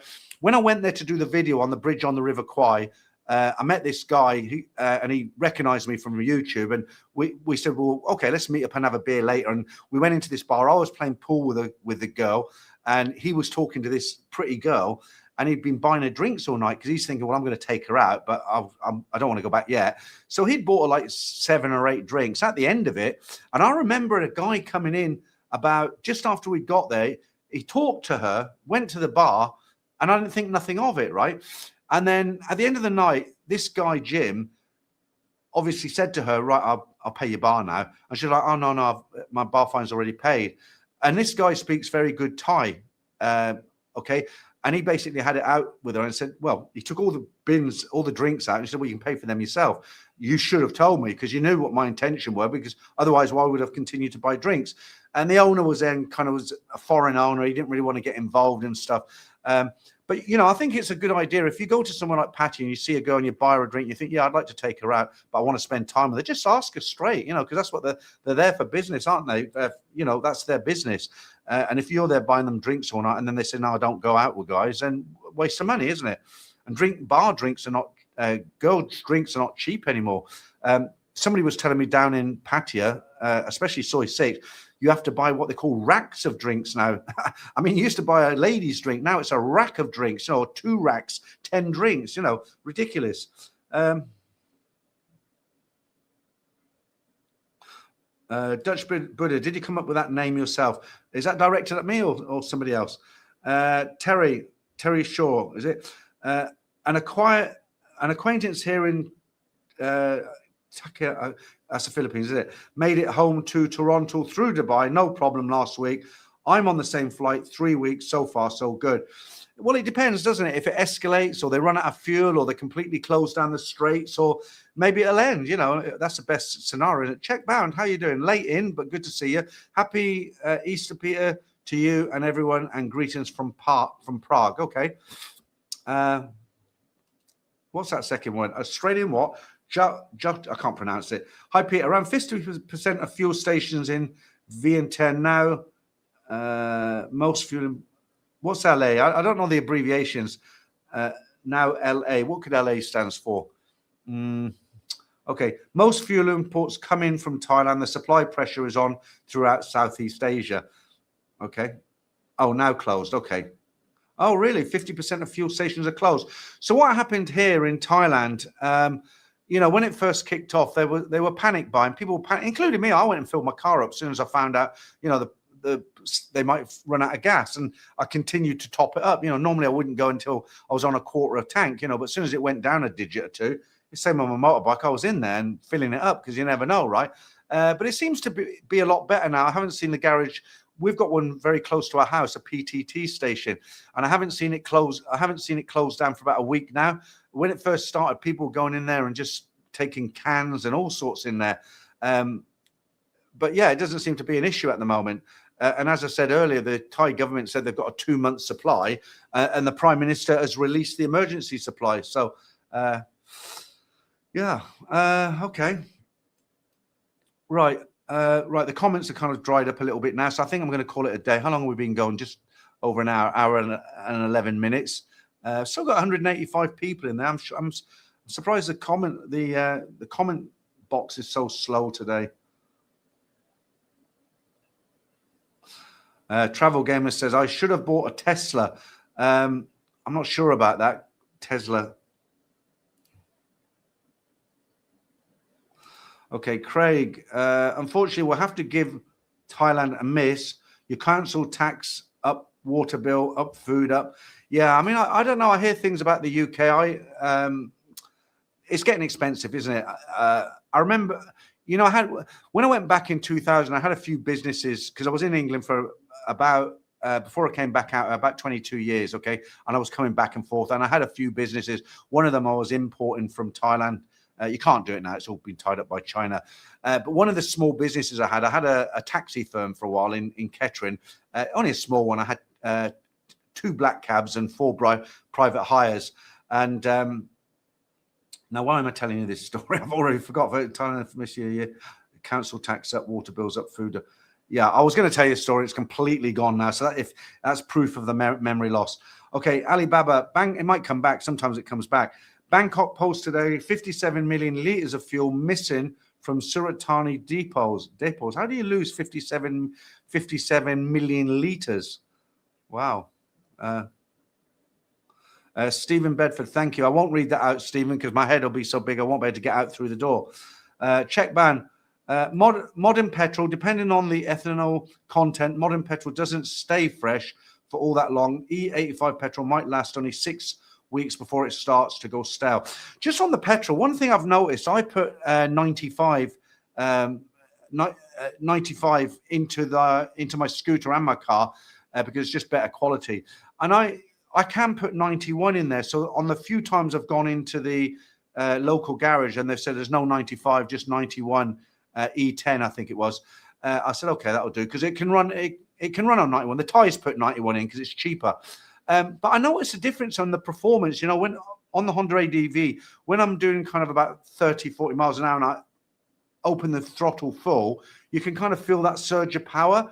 But when I put the 91 fuel in there, it's still there at 80%, but I can definitely feel it's not quite got the power as when I put the 95 in there. Same with the car. Tada, I only ordered Grab electric vehicles. Chinese are all in. Okay. I bet you'd order a petrol one, though, if you couldn't get an electric one, right? It's quite frightening because I live 8 miles out of town. So, I mean, if we couldn't get any petrol, I mean, we're stuck out here, I mean, I don't know. And then if the gas ran out and we couldn't get any gas, we'd have to eat everything raw, wouldn't we? Horrible thought. Okay, Ian says Emirates flights up to over £1,000 in October from around 760 this month. A big increase. So my 2 daughters are supposed to come out here in November. I bought them an air ticket already. It's already paid for. They came out on Etihad Air the last time. They were here 2 years ago. And this time they're coming down to Hua Hin. Actually, they want to fly to Phuket. So the plan is what they're doing, they want to go around the islands, Phuket. And I said, well, I don't want to go Phuket and do the islands. I just don't have time. So they're flying from Heathrow to Phuket, which I've paid for. And then they're going to fly from to the island. They've got island hop flights, not very long. They're going to pay for them themselves. Then they're going to fly from Phuket to Bangkok, to Suvarnabhumi, which they're going to pay for themselves. And then the flight from there to back to Heathrow, I've paid for. So I've bought 2 tickets already, paid for them to fly in November. And the 2 tickets cost £1,800. That was the best price they could get back then. We booked them about 6 months ago. So that's all. I can't see it going on till November. Can you? What are we now? We're only in April. So it's just the beginning of April. April, May, June, July, August, September, October. That's 8 months away. If we're still going by then. Okay. SFO2K1. Hi, Peter. I think we're roughly the same age, 66 in a couple of weeks, state pension due next month. What is your opinion on UK pensions being frozen for expats in Thailand? Yeah, I don't think they should be frozen for the simple reason, just an opinion. You've worked hard all your life. You've paid into the system. You're entitled to that. Why should you not get the increases just because you don't live in a country like the Philippines? Yeah, I don't agree with it. I'm actually okay because I've got I have a UK address. I have business in the UK. I've still got a UK footprint. So even though I'm here, the UK is actually my permanent address. There's a woman, I was reading about a woman in Spain. She went to Spain, one of the countries where they don't get the increases. And her pension at the time was £120 a month. So it must have been years ago. And she's still getting £120 a month now. I applied for my pension online. It was really easy to do. And then I had to phone them because they wanted my bank account. I'd already given them it on the form online. They just wanted to confirm it. And they're like, yep, that's fine. Okay, it'll be in there in April. According to Franco, you get it. He says you get 13, because it's every 4 weeks. You get it 13 times a year. Hi, Anders. You must have gone and come back. Super Steven. Hi, Peter. How is EV car Thailand? Electric cars, yeah, the Thais love them because obviously for them it's cheaper, isn't it, to use the electric? I'm not a big fan of electric. I like, when you drive a car, there's gas stations everywhere you look. Electric, you have to really plan your journey to make sure you can recharge, right? Okay, Australian. The air quality is real bad in the north now. VM10 at PM 2.5, 172. That's high. So I remember in Bangkok last year, one area, I can't remember what it was, but the PM 2.5 levels was 400. It had gone purple. I'd never seen it go. I used to use AI air quality. The safe limit in Thailand, what the government state is anything above 50 is not safe. In Europe, they say 35. If it goes over 35. One thing about living down here in Hua Hin, the air quality is pretty good. It's not perfect. Some days it's reading at 70, 80. But when I was in Bangkok, it was terrible, absolutely terrible. I couldn't, if you went out, you look between the high buildings, you could see it just hanging. When you're in the park or something close by, you don't notice anything, but you look in the distance and it's just hanging there like dust and smoke and stuff. And I was getting a really bad, I wouldn't say infection, but my chest, and I could hear myself heavily breathing. And that was one of the bonuses. There's so many bonuses about not living in Bangkok now. The air quality, it's not chaotic. I don't have the traffic I had there. The prices are so much cheaper down here. I've got a lot more living space. It was such a good move to come down here. I wish I'd done it sooner, to be honest with you. Yeah, if the wind changes, yeah, it's Bangkok. The government last year they closed down schools last year, and they advised people to stay home unless it was absolutely necessary for them to go out. That was last year when I was there. Check ban. The 91 and 95 that you mentioned is the octane rating. Higher octane is usually for higher performance or higher compression ratio engines. It is not recommended for your car. Then don't pay extra. I don't know. I've always put it in the car, and the car performs well on it. Definitely for the bike, because I've looked at it on AI. I've said, should I use 91 and 95? And AI have said 95 for the bike. I don't know about the car. I mean, I've had the car a couple of years now, so I mean, I've always put 95 in it. I get it. I get it serviced regularly. It's not worth much anymore now. It's got a little bit of damage now. I told you last Sunday, I bumped a bike. There was a couple of kids on a bike. When I say kids, they must have been about 20, 21, young guy with his girlfriend on the back. And I was looking for a pharmacy, and you've got to check your mirrors. You've got to check your mirrors. And because I've seen this pharmacy, I got all excited. I thought, there's one. And I pulled in, and there was a bike beside the car. And luckily, he didn't come off, but it was, like this.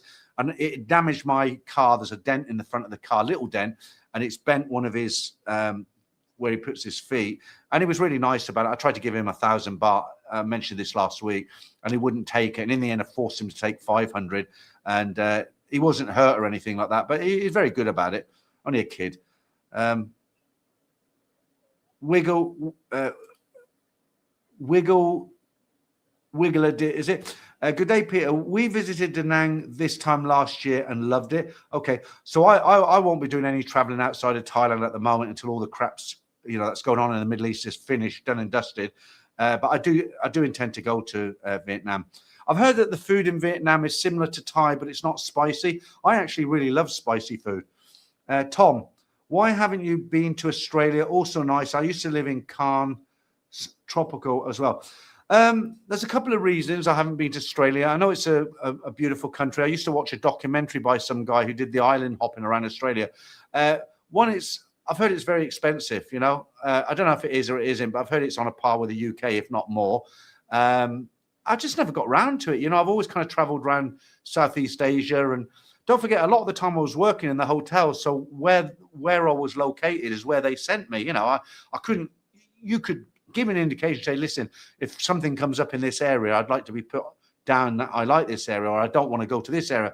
But if they didn't have somebody to go to that hotel and you were next on the list, you'd have to go. Like they sent me to Syria once, Damascus in Syria. Hated it, absolutely hated it.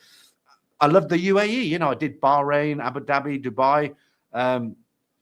Indonesia wasn't really for me. It was okay. There's nothing wrong with Indonesia, but it wasn't really for me. Hong Kong, again, it wasn't really for me. Singapore was good, but it's very, very expensive. I worked in Singapore for about a year. Orchard Road, very nice country, clean, garden city, as they say, but expensive, Cannes in the south, Cannes, not because you said Cannes in the south of France. I worked in a hotel called the Grey d'Albion.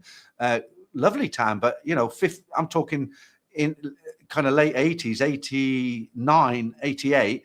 $15 to get into a nightclub. I couldn't afford to go. Very expensive. Okay, right. Kiwi Chris, Peter, obviously the finances are fine, but what will your girlfriend do with all the time off when she quits, apart from doing more things with you? It'll be quite a change for her. Okay, so we've discussed, that's a great question, and we've discussed this in detail, okay, because she's younger than me.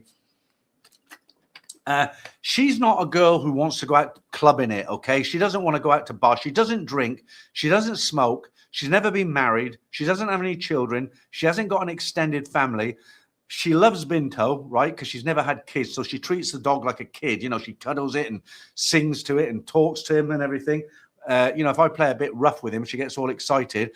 We spent the first 2 months down here together every day. It was her last birthday. I bought her a scooter, 120cc. I got her believe it or not, she never had a Thai driving license. A lot of the outside of the big cities, they just drive and, they go with the flow. But I got her a driving license. When I say I got it, I put her through a test and made sure she got her test and her motorcycle license. No, she can go off and do her own thing. We live in a house, not an apartment, okay?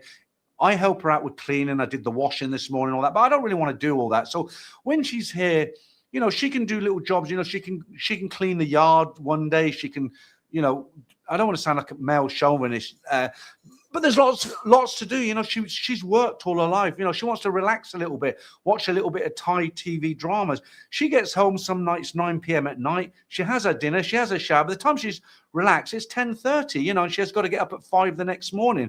So she wants to have some lay-ins. She wants to be able to go in. I've said to her, if I'm editing and you want to go and eat some Thai food, just jump on your Scooby, go into town. If you're gone for 2-3 hours, that's fine. We're not going to be We're not going to be glued to each other like Siamese twins. I mean, she'll do her thing. We live together and we'll spend a lot of time. We'll go out to beaches. We go out to malls. We go out to restaurants in the evening. We do all that. But she, in the daytime, she's going to do her own thing. I do my own thing. And it's just going to be nice to have the company. She certainly won't be bored because we've gone through it already. And we didn't move down here for it to be like this. She got this job thinking it would help. But she doesn't really like it, because they're talking to her now about doing shifts where she finishes at 11 o'clock at night, midnight. And I said to her, look, we didn't come down here for me to sit in this house on my own all night and for you to come home so tired you haven't got the energy to even have a conversation. And I said, you don't need to work, I mean, they pay her 15,000 baht a month and they work her to death like a dog. And I said, we don't need it. She's not a big spender. She doesn't have big needs, big wants in her life. A normal, regular Thai person, they can live very, very cheaply, So in answer to your question, I don't think it's going to be a problem, Chris. In fact, I think I'm going to enjoy having her around. I wouldn't live with her if I didn't enjoy her company. Who's that? Mike, greetings from Nong. Okay, Clean Egg. Where's that? Nong where? Lampu, is it? 39 cents. It's hot, isn't it? Glad you got clean air. I was going to end the stream about 15 minutes ago, but the comments have livened up again. See, without the comments, I plan everything for the Sunday streams, but Saturday, I just click go live. And if the comments dry up and nobody's commenting, I've got to end it because there's only so much I can talk about.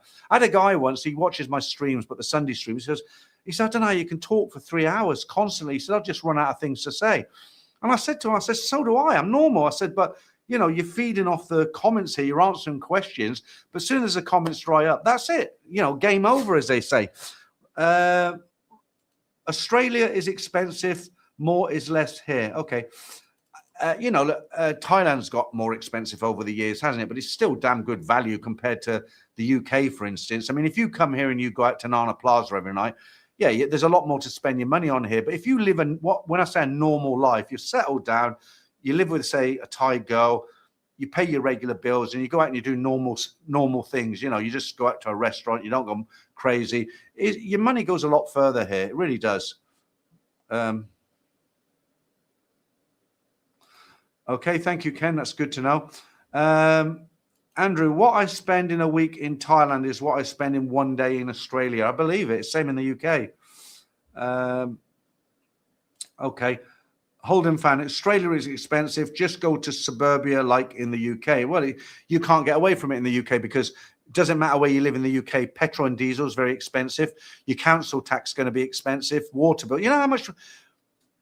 I told everybody this last Sunday, but just in case there's anybody in the stream who wasn't in the Sunday stream because it was 7-hour time difference. Okay, we were talking about council tax, and if you're not from the UK, that's the money that you have to pay the local government every month for services like the police, cleaning the streets, emptying your bins, and all that. And in the UK, I was paying, when I left nearly 4 years ago now, I had a 4-bedroom house. I was paying, I think it was £1,600 a year. What's that in Thai baht? 1,600. Hang on. Was that a year? Yeah, it couldn't be a month, could it? Hang on, let's just clear that out again. Oh, it's a million now. Come on, Peter, stop being stupid. Right. 1,600. That's what I was paying a year. Let's do it on 42 exchange rate.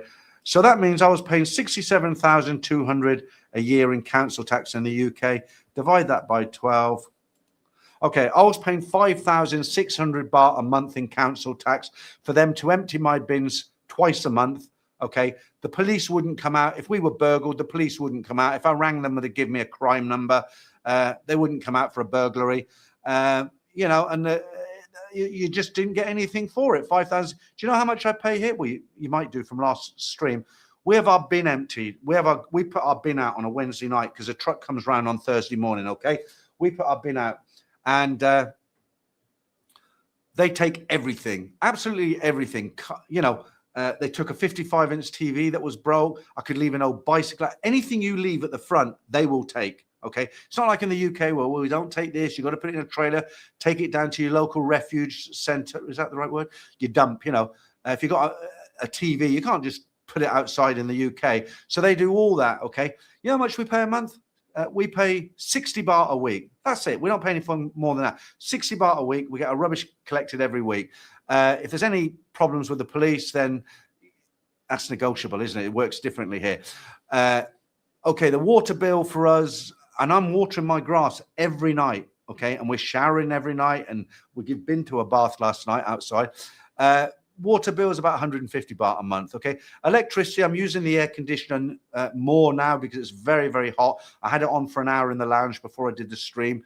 It was 1,400 baht a month. Last month it was 2,600. I'm expecting it to be about 3 this month, which is about 70, 80 pounds. So it's definitely a lot cheaper here. When you go to a supermarket and you buy bread and butter and your vegetables and your eggs and your milk and your everyday, you know, you get a big bag of, you know, a lot of products. It's not like in the UK, you come out with a small plastic bag and you've spent 70 pounds. You know, it's ridiculous now, isn't it? 800 euro in Holland a year. Well, that's not that bad, is it? Derek Sharkey, Peter, if you were a very wealthy man, millions saved, where would you like to live? Oh, I'd still live here. That's a great question.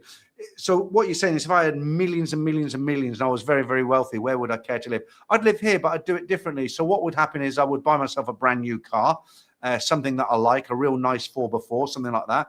I would buy a nice villa house with a swimming pool, because we don't in a Muban, you know, in a gated community, because to get a really good one closer to town, you'd be looking at about anywhere between 6 and 9 million baht.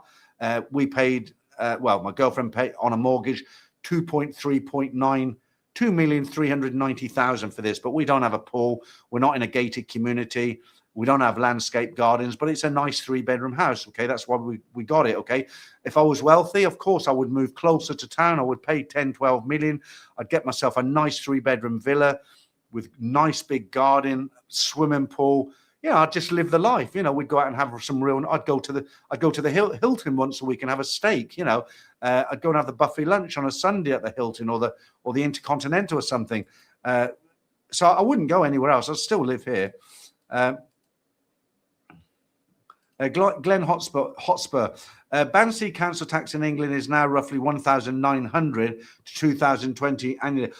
Yeah, that is terrible. So I was in Band D because I had a 4-bedroom house. I'd managed to save a lot of money when I worked abroad, and yeah, I was paying 1,600. So if you're saying Band C, so is Band D lower or would have been Band B? I can't remember, because we've got about 5 bands in the UK, and depending on the size of your house, how much space it takes up, you go from A to, I think it's E, and it goes up like this. I don't think I was in Band C. I think it was Band D. Australian, being in both UK and Australia. Oh my, Australia is more expensive now, even above Singapore. Well, if it's more expensive than Singapore, I'm just going to say it's very expensive. Let me just turn this aircon down now.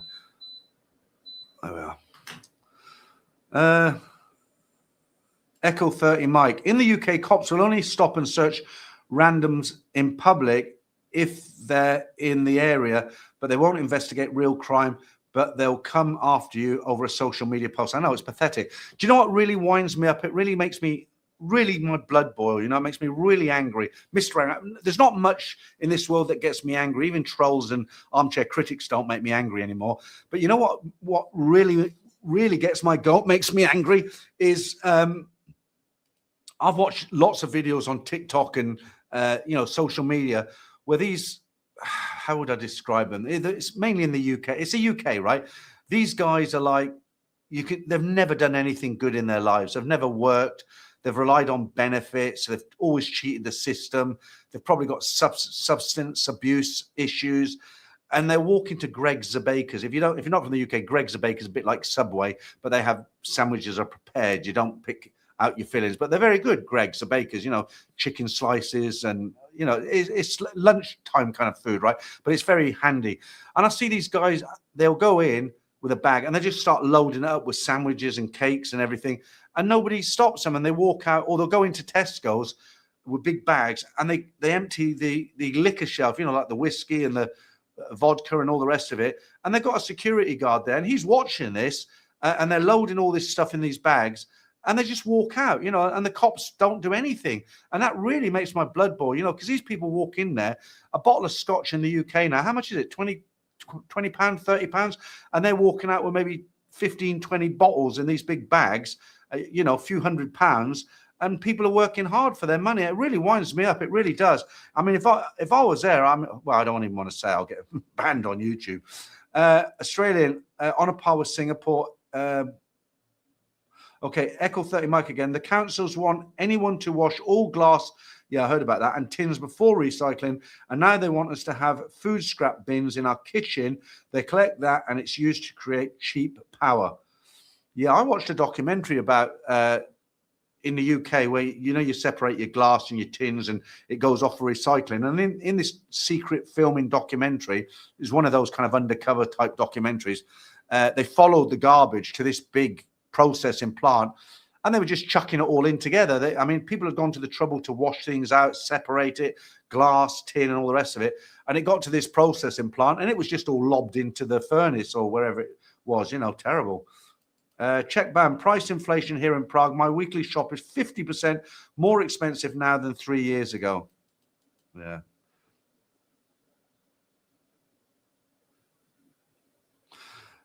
Charlie, is the screenshot behind you somewhere in Hua Hin? It is. It's Bintabat. I think it's Soy Bintabat. I mean, there's several streets that make up Soy Bintabat, but yeah, that's Hua Hin there. I mean, I've got some nice pictures of Bangkok, you know, that I used to use on the live streams when I was in Bangkok, but it seems a bit silly using them. I could always, oh yeah, that's definitely in Hua Hin. Look, that's the old railway station, but that was where the royal family used to sit down. That was their exclusive waiting room. The station's kind of more over here, but they don't use that anymore. It's a very historic building. They've made movies there. There's quite a few movies that they've made, like The Railway Man, for instance. And there's one of the oldest hotel in Hua Hin. It's called the Santara. It was originally the railway hotel. I did a documentary, a video about it as part of the Hua Hin golf course. It was built in 2000, and I think it opened not 2000, 1924. And they filmed some of the scenes from the killing fields, you know, Cambodia, because it looks like a colonial building, you know, from the 18th century. It's rebranded now, as I say, as the I just said it and I forgot the name of it, Santara. But some, yeah, the old railway station. If you ever come to Hua Hin, go and have a look at the old railway station. It's a very historic building. It looks kind of similar to this building, but much bigger. You can still, you know, what I like about Thailand, it's closed down, but in England, they'd have to board it up and put metal shutters on all the windows and doors. But here, they just put a plastic chain across where you used to walk in to buy the tickets. You can just look in and see the old ticket booths and the schedule above the windows, you know, where they gave you your ticket, and they just put a plastic chain across it, closed, and nobody does anything. Nobody goes in there, you know, and it's quite nice that you can go in there and just have a mosey around, you know, a look around, as it were. Echo 3, who gets that free power and they fine you if you put food scraps in your bins now? It's a joke. Yeah. I think a lot of the fines in the UK, especially from the government, things are designed, they bring out new rules, not for safety or anything like that. They just think of another way to generate income. And like they've just brought out a law for landlords, people who rent out houses, that when tenants, they've got to give a fact sheet. It's called the landlord, the tenant's rights. Okay. And if you forget or you don't hear about it and you don't give this fact sheet to your tenants, you can get fined £7,000. Or where do they come up with that figure? 7 grand. Okay, so if you're forgetful and you don't give them that bit of paper, okay, £500, £1,000, but £7,000 for forgetting to give your tenant a letter. I mean, it's outrageous, isn't it? And I genuinely believe that a lot of the newer rules that have come out over the years that the government have introduced is just to generate money. When I was a young guy all those moons ago, you know, when I was young, 13, 14, around 13, 14, okay, me and my school friends, during the school holidays and weekends, what we used to do, we all had bicycles and we used to strap a fishing rod to the crossbar. Okay, we'd have jam sandwich. We'd make jam sandwiches that we wrapped up in greaseproof paper, because there was no plastic sealable bags or anything like that, and a bottle of water. Okay, and that'd go in a bag on our back, you know, and we'd go fishing. And we could fish wherever we wanted. We could build a little bonfire if we wanted to build a little. If we were sitting on a river bank and there was plenty of dry driftwood that had washed up, we could build a little fire there now, right? Nowadays, you have to apply for a fishing license, a rod license. Okay, you need a license just to use your rod. Then you have to pay for the spot on the river where you're fishing. You're not allowed to make any fires or anything like that. I mean, it's all changed now. I mean, I remember we took a tent one time. Me and a friend, we took a 2-man tent. I don't know how we got it all on our bicycles, but we had a frying pan. We took sausages, beans, some other bits and pieces, the tent, and we had a blanket that we shared, and we set this tent up on the riverbank for dinner. We just poured everything into this one frying pan, made a little fire on the riverbank. It was a tin of beans, the sausages first. We fried the sausages, and then the tin of beans went in there, and some other bits and pieces. It was a whole frying pan, and we even forgot to bring plates, so we had to kind of share the pan between us. But happier times now. It's just so strict, so many rules. I feel sorry for kids these days. I really do. My daughters used to sit in their bedrooms on social media all day, and I used to say to them, why don't you go out? It's a lovely day. Why don't you go out with your friends? And I was like, oh, boring. We didn't have any choice. If there was nothing, if we sat in our rooms, that was it. There's nothing. Show my age now. Okay, Julie Claire says, I have a small 2-bedroom house. My council tax is 2,100 for the year. So does it vary? I don't know this. I'm asking the question because I don't know. But does it vary where you live? I mean, are some towns more expensive for council taxes or others, or is there a national level that if you're in Band B, it's this across the country? I don't know, because that seems a lot for a 2-bedroom house, 2,001. Not that I disbelieve you, but I do remember when I had, mind you, we're going back 4 years, my 4-bedroom house, which was quite a big house, very lucky to have it. It was definitely under £2,000. It was either £1,600 or £1,800 for a 2-bedroom house. What does that work out in baht? I kind of relate to baht more than I do pounds now. £2,100. Times that by 42. That's 88,200 divided into 12 months. Do you know what? Is it even worth you owning your own house? 7,350. It's ridiculous, isn't it? I'm glad I don't live there anymore. I'm not trying to rub salt into your wounds, but Jesus, it's terrible. Spider says, Band B, 2,064 for a small terrace on southeast coast UK, paying more or less. You know what? I honestly don't. People who work normal jobs in the UK, like a postman or, I don't know, a van driver, a delivery driver, or so just a normal, not high-paying job, but just a regular guy. I don't know how he manages to pay his mortgage, have a family, pay their bills. I mean, it just seems so undoable. And the other thing is, it seems like in the UK, people are they're not living, they're existing. They're just getting up, working.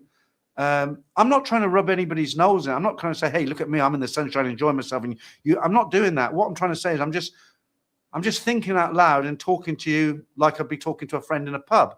And I'm just thinking, it's existing, isn't it? If I was a postman, for instance, and I had a mortgage, and my mortgage, I don't know, I'm just guessing £700-800 a month, and then my electricity bill, a few hundred, I guess, and I got to feed my family. Maybe I got 2 kids. I mean, a holiday would be out of the question, wouldn't it? Because you just couldn't do it anymore. Running a car, the car tax, the cost of fuel per litre. How do people get by? And even if they do manage to scrape by, what sort of a life do they have? What's the best they can look forward to? Watching the TV in the evening, is that it? No, it's not for me. Not anymore. Holden fan, we recently got the green bin in Sydney too to put our grass cuttings and food scraps in. I've never heard about food scraps before. They never had that in the UK when I was there. Wouldn't that encourage rats? Our council rates have gone up due to this. Guess what? My local council rates is going up another 15%. I honestly feel that a lot of the councils, the local councils, their hands are tied. They're not giving enough because government is so. They just don't have the money. They'll give out benefits to people. Anybody who's in the UK, for instance, you're lazy, you don't want to work, you'll get everything. But, hardworking people, the local councils, I think a lot of them are struggling to kind of financially balance the books. And, they have to put up these rates. And even though they're unfair, and they probably know they're unfair, they've got no choice. But it's always the little man at the bottom that suffers, isn't it? It's depressing. AU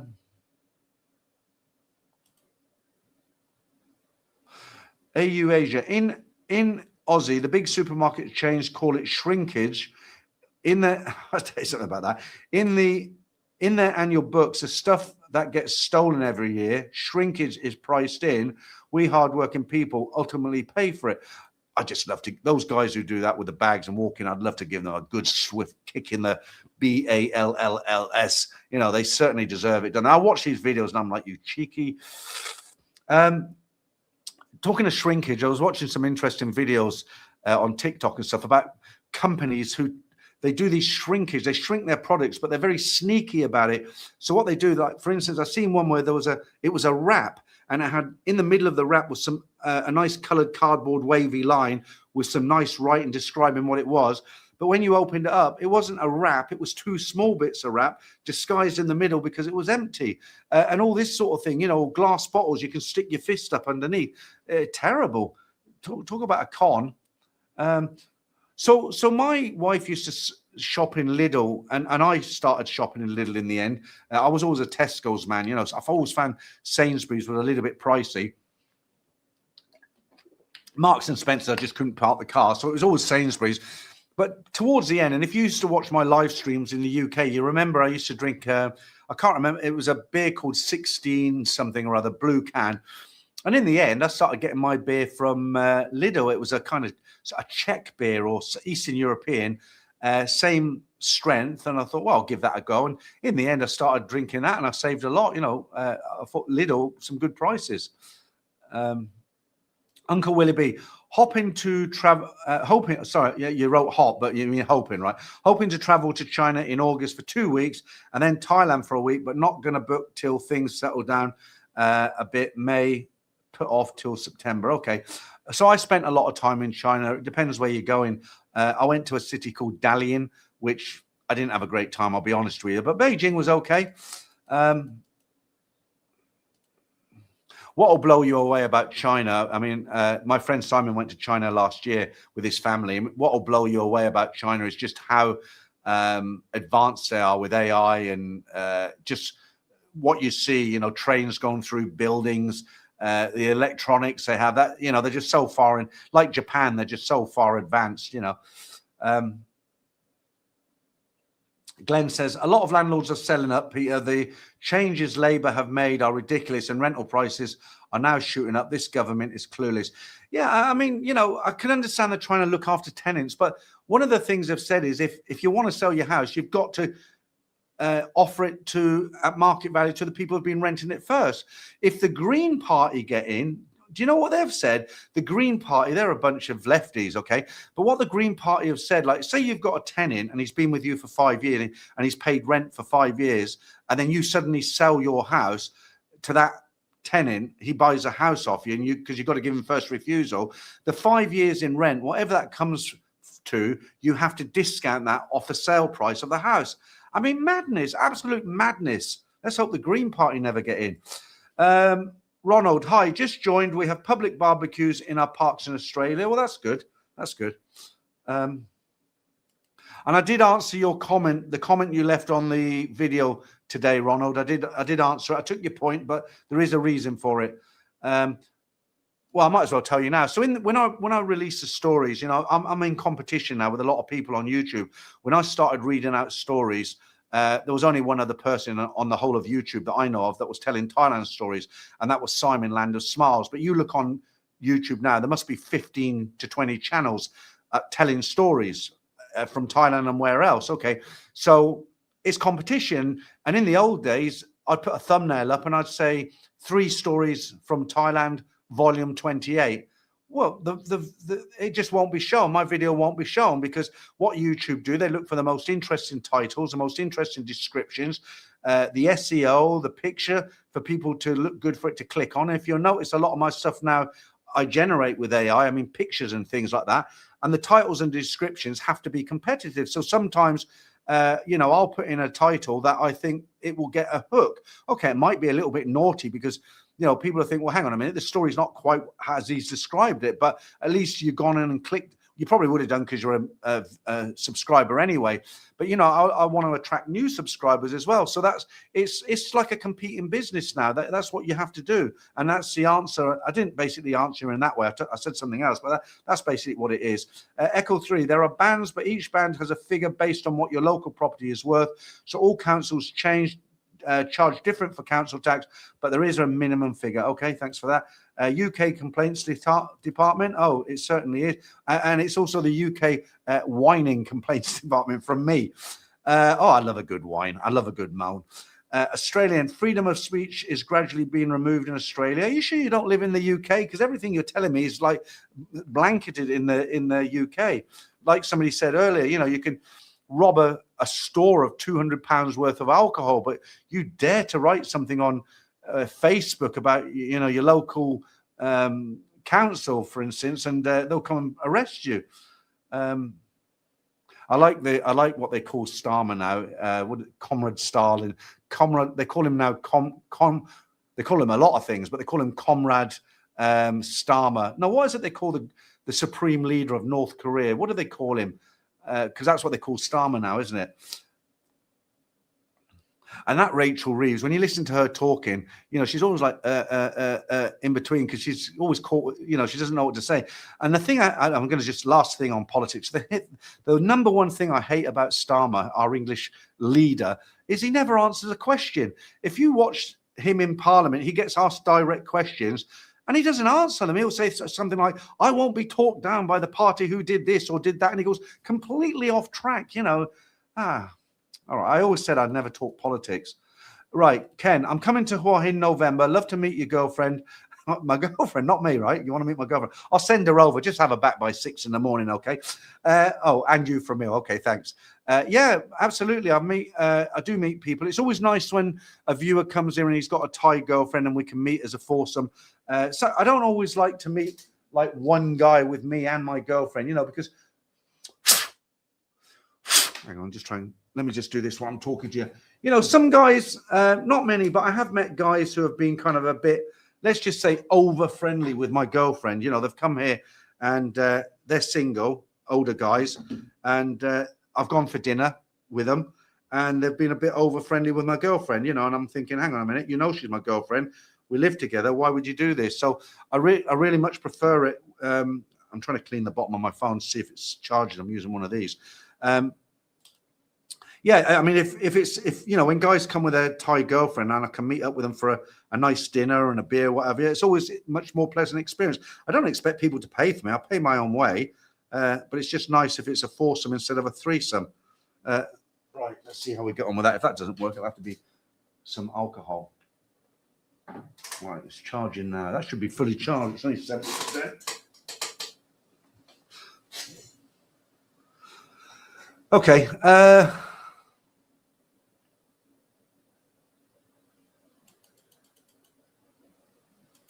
Okay, Julie, that was my new council tax bill that I've just received, Bambi. That's awful, Julie. I feel sorry for you, honestly. Seamus, I couldn't agree with you more, mate. Absolutely. No, that hasn't worked. For fuck's sake. I think I'm going to have to get one of those chargers that charges when it sits on the phone. Right, okay. Glenn, here in the UK, people are boycotting Easter eggs, Peter, due to them saying being made with palm oil and not milk. Shelves are still packed with them.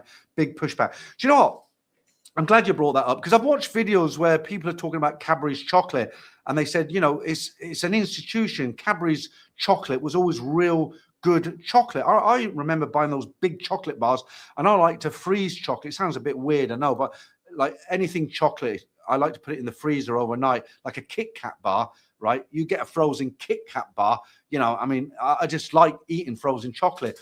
And I remember before I left, I bought a small Cadbury's chocolate bar. And I remember it wasn't chunks like it used to be. It was kind of like egg-shaped and the chocolate was thin. And when I was eating, I thought, it doesn't taste right. You know, it tasted powdery sort of thing. And then I've seen this big movement on TikTok about people they're boycotting Cadbury's. And my first thought is, well, they write about it, they're boycotting them. Few people will do it, but it won't really affect the company. But yeah, apparently a lot of people are boycotting Cadbury's chocolate because it was bought by an American firm, nothing against Americans, but this American firm, they went in and the first thing they wanted to do was cut down cost and improve profits. And they replaced cocoa with palm oil, and, they did certain things to it. And the recipe was completely changed. It just isn't Cadbury's chocolate anymore. And a lot of people are just refusing to buy it. You can understand, same amount of money, but less quality. Glenn, plus they have removed Easter from packaging. Well, I talked about this right at the very beginning. This is another issue that's come up. It's like Christmas. When they put the lights up in London, there wasn't a single word that said Christmas or Happy Christmas or Welcoming Christmas or nothing like that. But Deepa Valley, not Deepa Valley, that's the Indian holiday. Mukmabara, is it? The other one, that was all over the place. And now the Easter eggs, they don't use the word Easter, apparently, because it offends certain cultures in our country. What was the other one I read about? They want to ban dogs, certain places where you don't walk dogs. I mean, what's going on? What the heck's going on?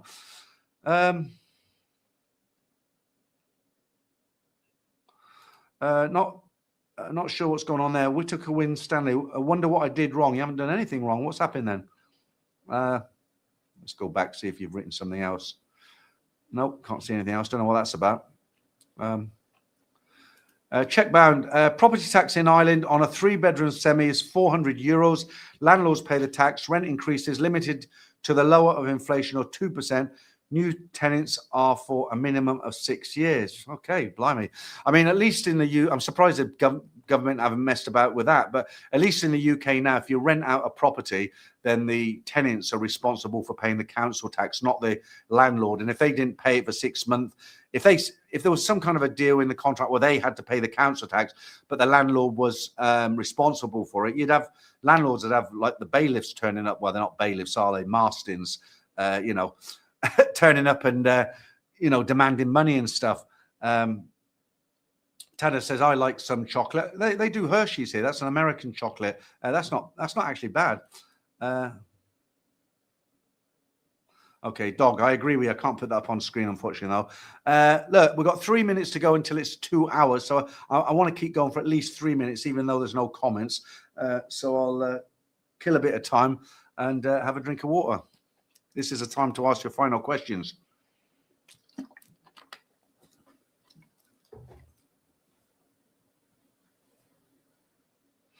Just checking out the old TV there. Nestles is fantastic. I used to like those. Where I lived, Kettering, in Wixley Park, we used to have these machines. You put 10 pence in, and you can take out a Nestle's chocolate bar. And when we were kids, they had 5 different Nestle bars. One of them had currants in it, but my favorite one was the one that had like Rice Krispies. Like, if you're not, I'm sure everybody knows what Rice Krispies are, right? So they'd have this chocolate, and it was crunchy inside. And when we were kids, we used to go to Wixley Park, and they had a kind of service area behind the machines where guys went and, they went out and on bicycles. And if somebody's coin got stuck or something, they'd go out on their bikes and they'd open the machine, see what the problem is. And we used to go in this service area every Saturday, and we'd say, oh, we just put 10 pence in the machine and the drawer half came out. So we close it again and it won't come out again.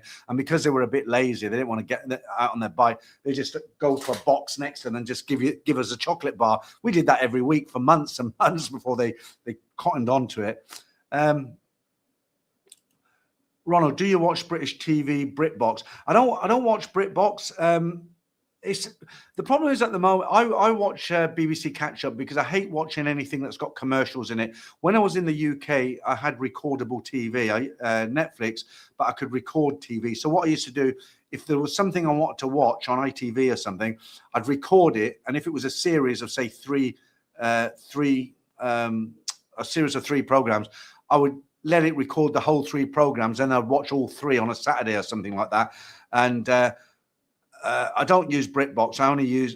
I watch YouTube more than anything, but not videos about Thailand, just general stuff. I watch YouTube, a little bit of Netflix, but I just find the content on Netflix is very old, and it doesn't change that often. But occasionally there's 1 or 2 good bits on there. And I've got a couple of these free movie apps. But Amazon now, on the Amazon Fire Stick, they're kind of putting out software that makes them not work. They'll say this is not part of Amazon. We can't play it. Do you want to delete it, sort of thing? So you delete it, then you go and reload it again, and it works again. It's just, a little bit Tedious. Dog, Belgian chocolate is the best. Cut your finger red. Okay. VPN is good for Netflix. Different countries have different stuff on. Yeah, I mean, I use NordVPN. They don't sponsor me or anything, but I use it on my phone. I use it on my laptop. I use it on my TV for that very reason. If I didn't have a VPN, when I turn on my TV, I'd have all the Thai movies coming up and not very much for me to watch. But I'll change it from the UK to America, and you're right, you get different stuff come up. Glenn Hotspur, thank you very much, Glenn. I won't put that up, but thank you. I do appreciate it. Tada, you always call me Kun Peter. When is the next ADV tour with Scooter Steve? I don't think we'll do another one, Tada. That's Steve, my friend in Bangkok. He's got the grey ADV 160, and we went down to Kanchanaburi early one morning, stayed down there for a couple of nights. A great ride down there. And but Steve lives in Bangkok and I live here, so I don't think that will happen again. My girlfriend and I, we went from Sukhumvit Soye down to Pattaya on the ADV 160, where the top box full of our clothes and toiletries and stuff. And it was good. When we went down there, it was good because we left early morning. It was cool. It wasn't hot, but when we came back, we checked out at 12. We had lunch and we came back. And by the time we got back into kind of the outskirts of Bangkok, it was so hot. It was 4 PM, and the traffic was terrible. So that was, if I ever go somewhere far on the bike again, I'll make sure that it's kind of early morning. That's the best time to travel. Okay, Ken, thank you very much for that. I appreciate that as well. Holden fan 2761. Nestles is nice. Arnott's biscuits are nice too. There is Arnott's factory. Arnott's. I haven't heard of Arnott's. Is that a typo? Arnott's factory, not far from where I live, and I can smell the biscuits being cooked. Sometimes it smells good too. So I lived very close to the Weetabix. Weetabix, the cereal. It's located in a town called Burton Latimer. The Chinese had bought it, then the Americans bought it. But it's probably 2 to 3 miles from where I used to live in Kettering. And when they cook whatever they make it from, the whole town would smell of this Weetabix. But it was a really nice smell, really nice. And when we used to say, we'd be sitting at home and say, Weetabix are cooking, or they're, doing it. A really nice smell. Whereas opposed to when I lived in Rushden, which was 20 miles away when I was a kid for a while, I was in children's homes for a few years. They put me in a children's home in Rushden called Eastfields. It's gone now. And then I was in a place called Highfield House in Northampton, because we had 3 of us in our family. I mentioned this before. My father died very young. My mother couldn't cope, so I was a middle child. And what was I going to tell you now? That's gone again, Rushden. Oh, yeah. When I lived in Rushden, where the children's home was, there was a factory probably a mile away that made pet food, cats, dogs, everything. And the meat they used to mix up and that. And when they cooked it, it was awful. They wouldn't get away with it nowadays, but it was actually sickening to the point when, when they were cooking it, they didn't cook it very often, maybe once a week, but you had to put a kind of scarf over your face if you went out. Horrible. Uncle Willie B, really like the Saturday streams. Always look forward to the weekends. I don't know why. I feel much more relaxed with the Saturday streams. I enjoy the Sunday streams, but they're much more pre-planned because I know on the Sunday, especially the members stream on a Sunday, because I only get, although I've got nearly 200 members, I think I've got 200 now. I only ever get about 40 to 50 members in the members stream in one go. So I've got to have a lot prepared because the chat dries up very often and I'd just be sitting there. I wouldn't have anything. So I have a few games prepared, joke of the week, some news articles to read out and stuff. Otherwise I'd just be sitting here. But this Saturday, there's no planning. I just press go live and that's it. If people are talking, it's over 2 hours now. I still go and, an hour and 10 minutes in, there was no comments and I was ready to go. So yeah, I enjoy the Saturday streams as well. I'll have to go soon though, because she finishes at 4 and it's 4 minutes past 4. So she'll be home soon. I've got to lock the gate so Sleeping Beauty down there doesn't get out. He doesn't anyways. He's timid. Binto. He's out of it. Planet Jonesy says, can't beat the Walker's shortbread biscuits. I've answered this question so many times, Indian Buffalo. What happened to Marley? She didn't do a lot for the channel, to be honest with you, and she was difficult to work with, so I just we parted ways in a nice way. Tada,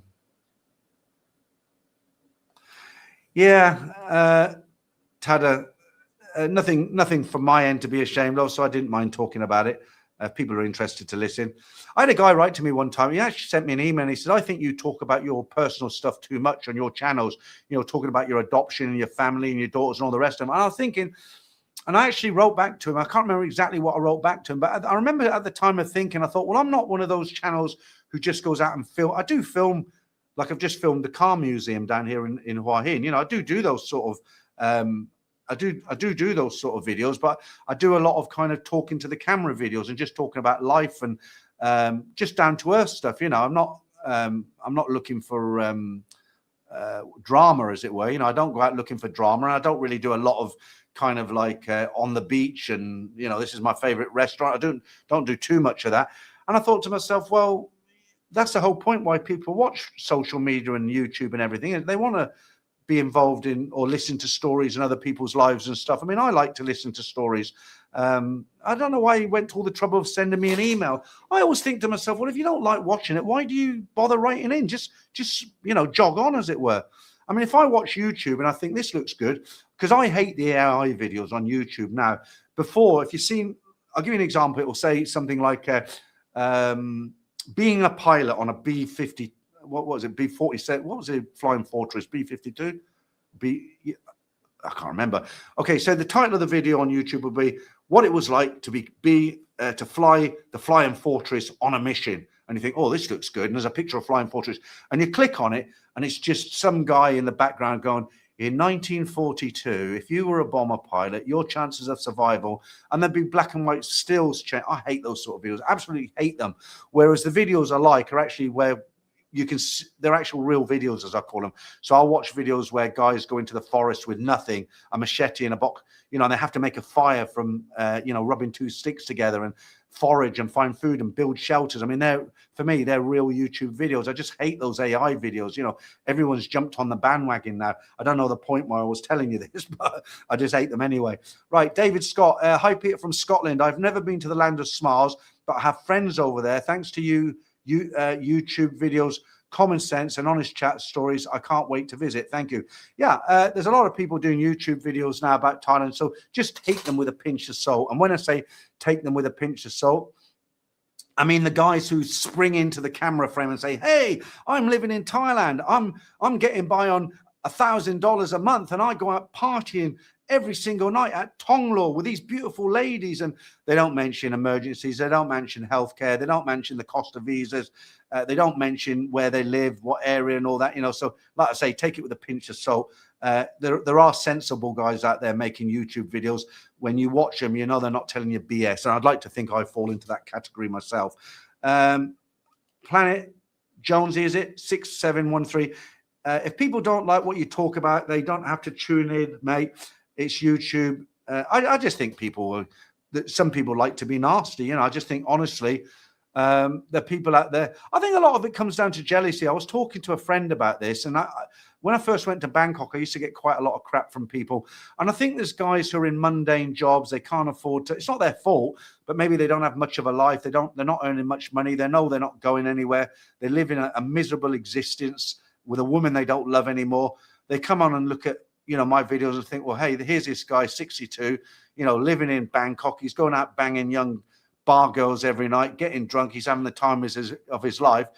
And that's not how I live. That isn't my life, but they just presume. And I think they get jealous and just start to leave nasty comments. But, people say, oh, they don't upset me, I just delete them, when actually they do upset them. But honestly, hand on heart, they don't do nothing to me anymore, because I've had so many of them over the last 5 years. It's just like nothing now,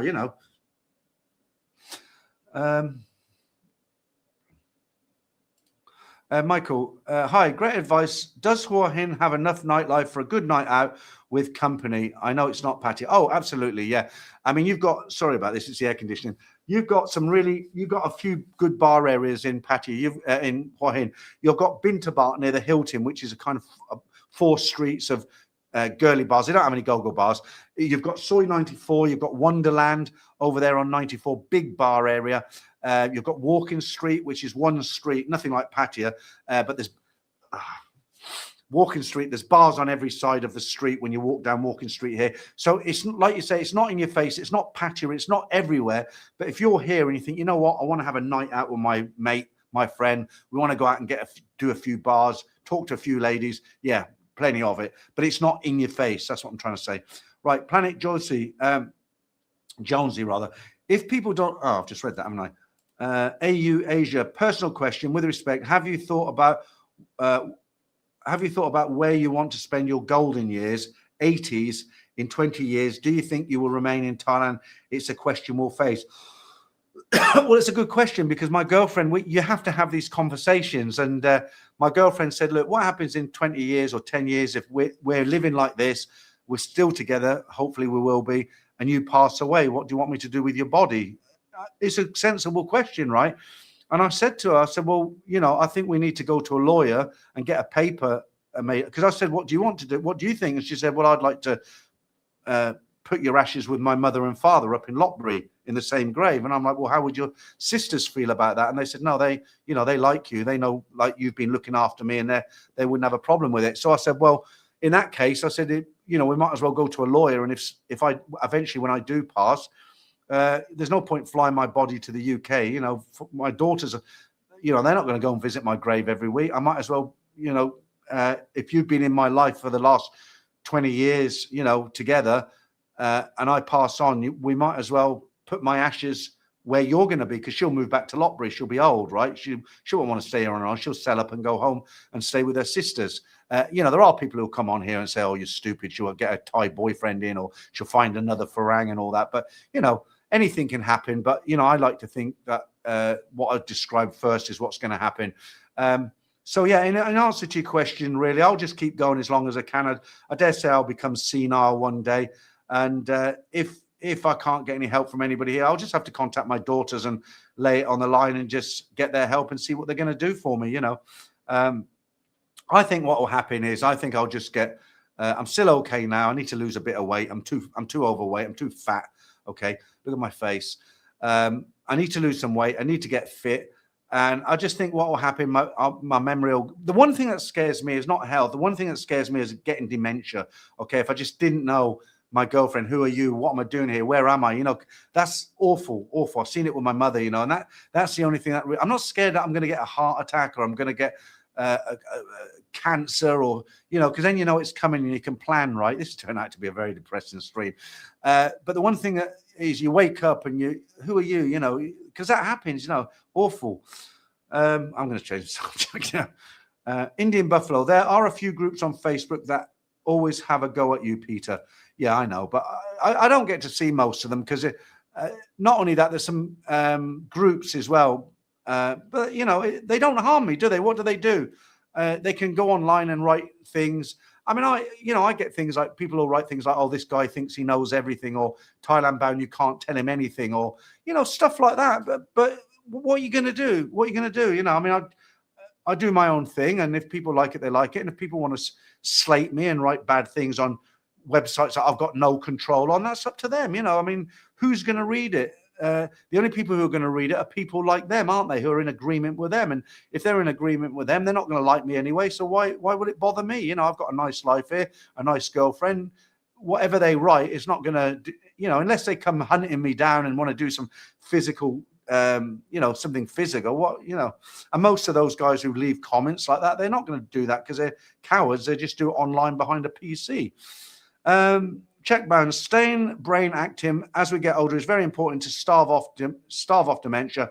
Making your YouTube videos and doing live streams and stories is certainly keeping your brain very active, and making sure Binto doesn't chew every bit of furniture in the house as well. Planet Jonesy, I'm in Bali, mate, and when I'm gone, we'll just be a cremation and scattered on the water out from Sanaa. Yeah, I mean, once you're gone, I used to joke with my wife. She used to say to me, what do you want to do when you die? Cremate, because it's very important to Asians, how they're taken care of when for us, we're dead. I'm gone. So she said to me one day, what do you want to do? You want to be cremated? Do you want to be buried? How shall I handle it? And I was like, oh, just get a couple of the guys around and chuck me in one of the big skips at the back of the co-op. I won't know any different. She didn't like that. Okay. All right. Look, still got 163. I think I'm going to end it there, guys. That's 2 hours and 50 minutes. I think I've done my bit now. No, I haven't even got any outgoing moves. I'm just going to have to say goodbye. One last one there. Okay, Planet Jonesy, thanks very much. All right, guys, I'm going to sign off now. The next stream is scheduled for next Sunday at 8 p.m. Thai time. That goes on till 9:30, and then quarter to 10, we've got the member stream. If you're not a member, it doesn't matter. I'd love to see you in the regular stream. Of course, a lot of you can't because of the time difference. But thanks for all your comments here today, guys. And I hope I wasn't too emotional there. I was getting stuck into some of the comments, right?